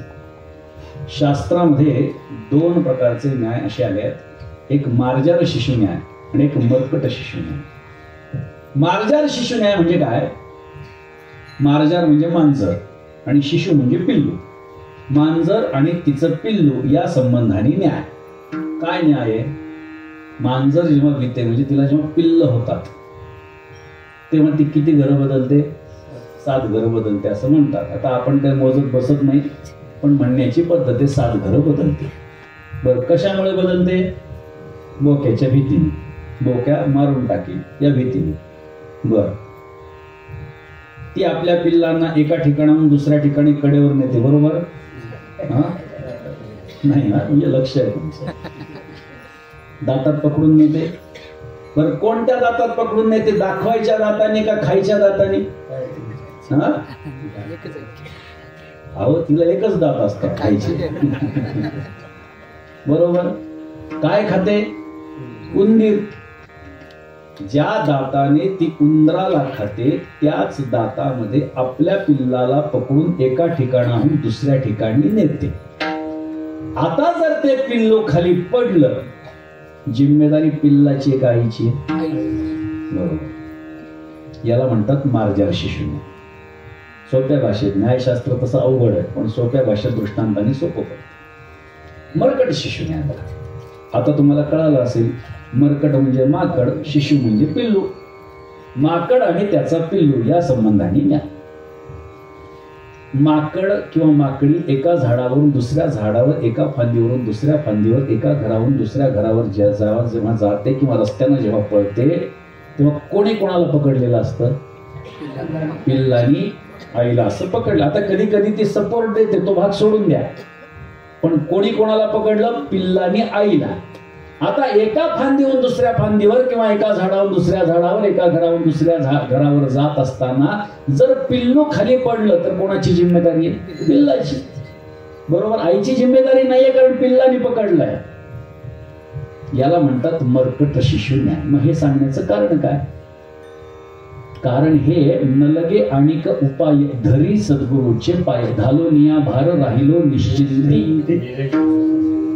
आपला सर्वस्वी भार त्याच्यावरती, संतांवरती, सद्गुरूंवरती घालून टाकायचा. आपण जर पडलो तर जिम्मेदारी त्यांची, मार्जार शिशुन्याय. पण आपण आपल्या मनानं परमार्थ करू लागलो आणि मी समजून घेतोय तेच बरोबर आहे आणि असंच असतं तसंच असतं, तर मर्कट शिशुन्यायाप्रमाणे पतनाची शक्यता आहे. म्हणून संत सद्गुरूंच्या वरती अख्खा भार आपल्या जीवनाचा, परमार्थाचा घालून मोकळं व्हायचं आणि त्यांच्यावरती. म्हणून नाथ महाराजांनी सांगितलं नलगे आणिक उपाय धरी सद्गुरूंचे पाय. आता धरी सद्गुरूंचे पाय म्हणजे लगे धरून बसायचे असा अर्थ नसतो. काही लक्षार्थ असतो आणि काही वाच्यार्थ असतो. वाच्यार्थ दिसतोय की धरी सद्गुरूंचे पाय, तर लगेच धरायचा नाही. धरी सद्गुरूंचे पाय याचा अर्थ तनु मनो जीवे चरणासी लागावे, अगरगता करावे दास्य सकळ. अगर्वितपणे त्यांचं दास्य करणं म्हणजे त्यांच्या शरणागतीमध्ये जाणं आहे. नलगे आणिक उपाय धरी सद्गुरूंचे पाय. अशा प्रकारचे सद्गुरू जे आहेत त्या त्यांच्या चरणाच्या संबंधानं सांगतात. सद्गुरूचे चरण तीर्थ मस्तकी वंदावे पवित्र. आपल्याकडे पायाला सर्वात, आपल्याकडे म्हणजे कुठेही गेलं तरी माणसाचे पाय खाली जातात बरं का. पाय मनुष्याच्या देहाचे सर्वात खालचा भाग आहे. बरोबर. आपल्या सद्गुरूंचे जेव्हा आपण पाय धुतो तेव्हा त्यांची नीचातली नीच गोष्ट म्हणजे पाय प्रत्येकाची असते त्याप्रमाणे त्याच्यातही त्यांच्या पायाला, तळ पायाला लागलेली माती ही त्या पाय धुण्यामुळे काय होते? दूर होते. त्यांच्या शरीराचा सर्वात खालचा भाग, त्याच्यातही तळपाय आणि त्या तळपायालाही लागलेले रजःकण हे धुवून काढायचे आणि ते रजःकण मस्तकी वंदावे पवित्र. म्हणजे सद्गुरूंची नीचातली नीच गोष्ट ही आपण पवित्राची पवित्र मानून डोक्यावरती धारण केली पाहिजे. सद्गुरूंचे चरण तीर्थ मस्तकी वंदावे पवित्र. एका जनार्दनी सद्गुरु हाची भवसिंधूचा कारण. सद्गुरु काय आहे? तर भवसिंधू मधून तारणारी नौका आहे. तारियेले येणे श्री गुरु नायके, बोधाचे कासे लावणे कौतुके. या भवसागरी झाला सितारू, परतुनी पाहे तव कैचा मायापूर. वचनाचे निघाले संशये छेदिले, अनेकत्व मोडून एकत्व जोडिले. एका जनार्दनी घेतला कडिये, संचला प्रपंच लावेला थडिये. सद्गुरु आपल्याला पहिलं पार नेत असतात. गंमत नाथ महाराजांनी अशी सांगितली की त्यांनी कशातून आम्हाला पार केलं हे जेव्हा आम्ही मागे वळून बघितलं, आम्हाला त्यांनी भवसंसारातून पार केलं असं नाथ महाराजांनी सांगतात. पण पुन्हा विचार केला कशातून पार केलं बघावं तरी, तर कशातून पार केलं याचाही विसर पाडून टाकतात. अशा अवस्थेत आपल्याला सद्गुरू नेत असतात. आणि म्हणून सद्गुरूंची शरणागती ही जीवनामध्ये अत्यंत महत्वाची आहे.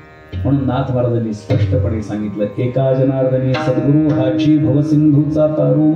भवसिंधूमध्ये म्हणजे भवसागरामध्ये म्हणजे संसार सागरामध्ये बुडण्याची शक्यता आहे म्हणून तरण्याला महत्व आहे.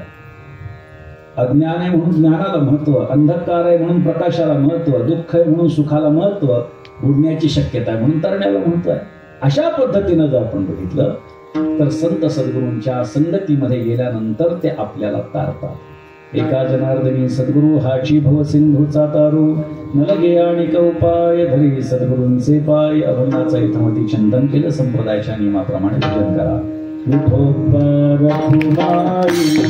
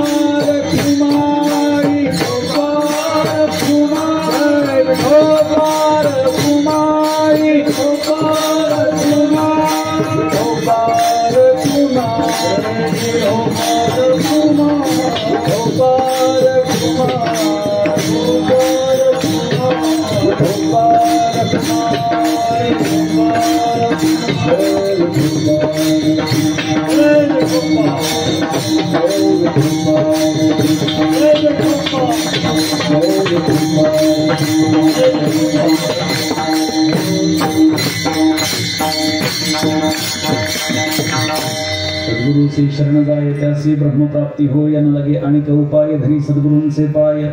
नाथ महाराज सद्गुरूंची महती वर्णन करतात आणि सद्गुरूंना ते स्वतः शरणागतीमध्ये गेल्यामुळे, त्यांची सेवा केल्यामुळे जो काही अनुभव त्यांना आलेला आहे ते अनुभवाचे बोल त्यांनी आपल्या समोर मांडलेले आहे. देव आला आणि त्याच्या बरोबरीने सद्गुरू आला. कोणाला नमस्कार करायचा? संत महात्मे सांगतात आधी सद्गुरूंना नमस्कार करायचा. का? कारण त्यांच्यामुळे हा देव आहे हे आपल्याला कळालेलं असतं. म्हणून सद्गुरूंची महती संत वाङ्मयामध्ये अनेक ठिकाणी गायली गेलेली आहे. ज्ञानोबारायांचा विचार करा.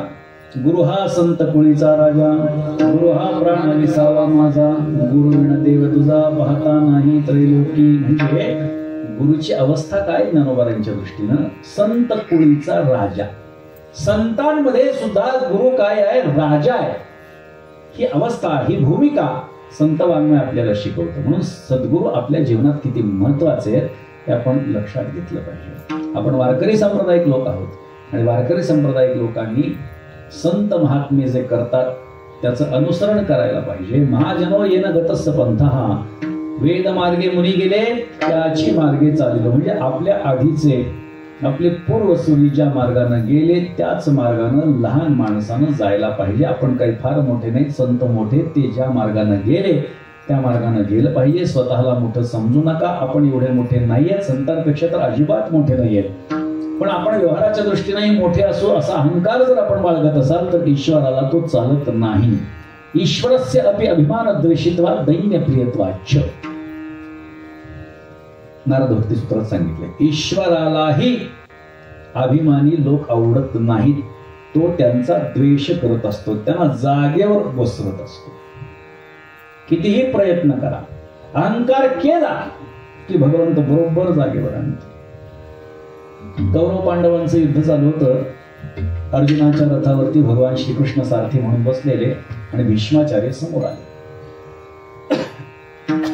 अर्जुनाने भीष्माचार्यांना त्यांच्या रथाला बाण मारला. 200 फूट मागे रथ भीष्माचार्यांचा. भीष्माचार्यांनी अर्जुनाला बाण मारला, रथाला बाण मारला, जागेवर हल्ला. भगवान श्रीकृष्ण म्हणले वाह, काय बाण मारला भीष्माचार्य, वाह. अर्जुनाला लक्षातच नाही आलं. मी बाण मारला, 200 फूट रथ मागे गेला, मला वा नाही म्हटले, पण माझा रथ फक्त जागेवर हल्ला तर भीष्माचार्यांना वाह. दुसरा बाण मारला 500 फूट मागे, बघू लागला आता तरी वा म्हणेल, काहीच नाही. भीष्माचार्यांनी बाण मारला, पुन्हा जागेवर हल्ला, म्हणला वा वा वा भीष्माचार्य वा, काय बाण मारला. अर्जुनाने विचारलं तू माझ्याकडून आहे का त्यांच्याकडून? म्हणलं का? अरे मी बाण मारतोय, 200 फूट 500 फूट रथ मागे जातो, ते बाण मारतायत, रथ जागेवर हलतोय फक्त, आणि त्यांना वावा म्हणतो. भगवान चिडले. अर्जुना, जास्त अहंकारी बनू नकोस. तुझ्या बाणामध्ये ताकद आहे ना 200-500 फूट रथ मागे नेण्याची. भीष्माचार्यांच्या बाणात एवढी ताकद आहे की 2000 आणि 5000 फूट मागे तुला टाकू शकतात. पण ह्या रथावर मी बसलोय, आणि मी बसलेला असतानाही हा रथ हलतो. हा मला प्रश्न पडलाय, भीष्माचार्यांच्या बाणात किती ताकद आहे, जास्त हुशारी करू नकोस. मी आहे म्हणून हा रथ जागेवर आहे, नाहीतर हा रथ केव्हाच मागे गेला असता. ईश्वराला जेव्हा जेव्हा आपला भक्त अभिमानी होतो हे लक्षात येतं, तेव्हा तेव्हा तो त्याला बरोबर जागेवर बसवत असतो, त्याला त्याची वाट दाखवत असतो. त्याच्यामुळे कधीही अभिमान धारण करायचा नाही. नको नको मान, नको अभिमान, नको नको मान, नको अभिमान, नको नको मान, नको अभिमान,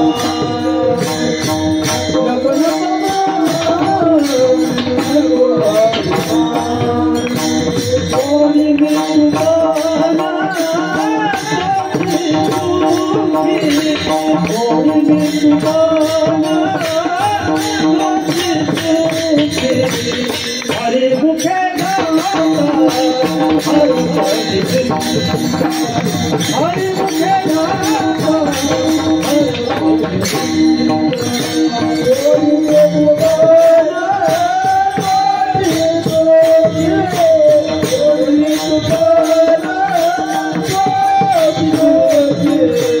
हरे मुखे गाता, हरे मुखे गाता,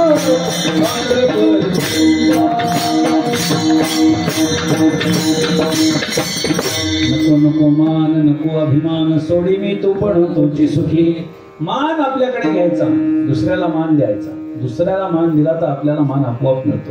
आत्ता दिला, पुढे कधीतरी मिळेल, मोबदला आपल्याला मिळेलच कधी ना कधीतरी. म्हणून मान कधी धारण करायचं नाही. नाथ महाराजांनी सांगितलं, नको नको मान, नको अभिमान, सोडी मी तू पण तोची सुखी. मग आपल्याला सुख जर प्राप्त करून घ्यायचं असेल तर अहंकार धारण करायचा नाही. अहंकार धारण केला नाही, भगवंताची कृपा होते. भगवंताची कृपा व्हायला कारण काय? सद्गुरूंची शरणागती. म्हणून सद्गुरूंच्या शरणागतीमध्ये जायचे. सद्गुरूचे शरण जाय, त्याचे ब्रह्मप्राप्ती होय, न लगे अनेक उपाय, हरी सद्गुरूंचे पाय. झालेली सेवा शांतीब्रह्म श्रीमंत श्री एकनाथ महाराजांच्या चरणी आणि तुम्हा सर्व सज्जन वंदांच्या चरणी समर्पित करतो आणि माझ्या वाणीला पूर्ण विराम देतो. एकवार संतांचं सर्वांनी भजन. भानुदास एकनाथ, भानुदास एकनाथ, भानुदास एकनाथ, भानुदास एकनाथ, भानुदास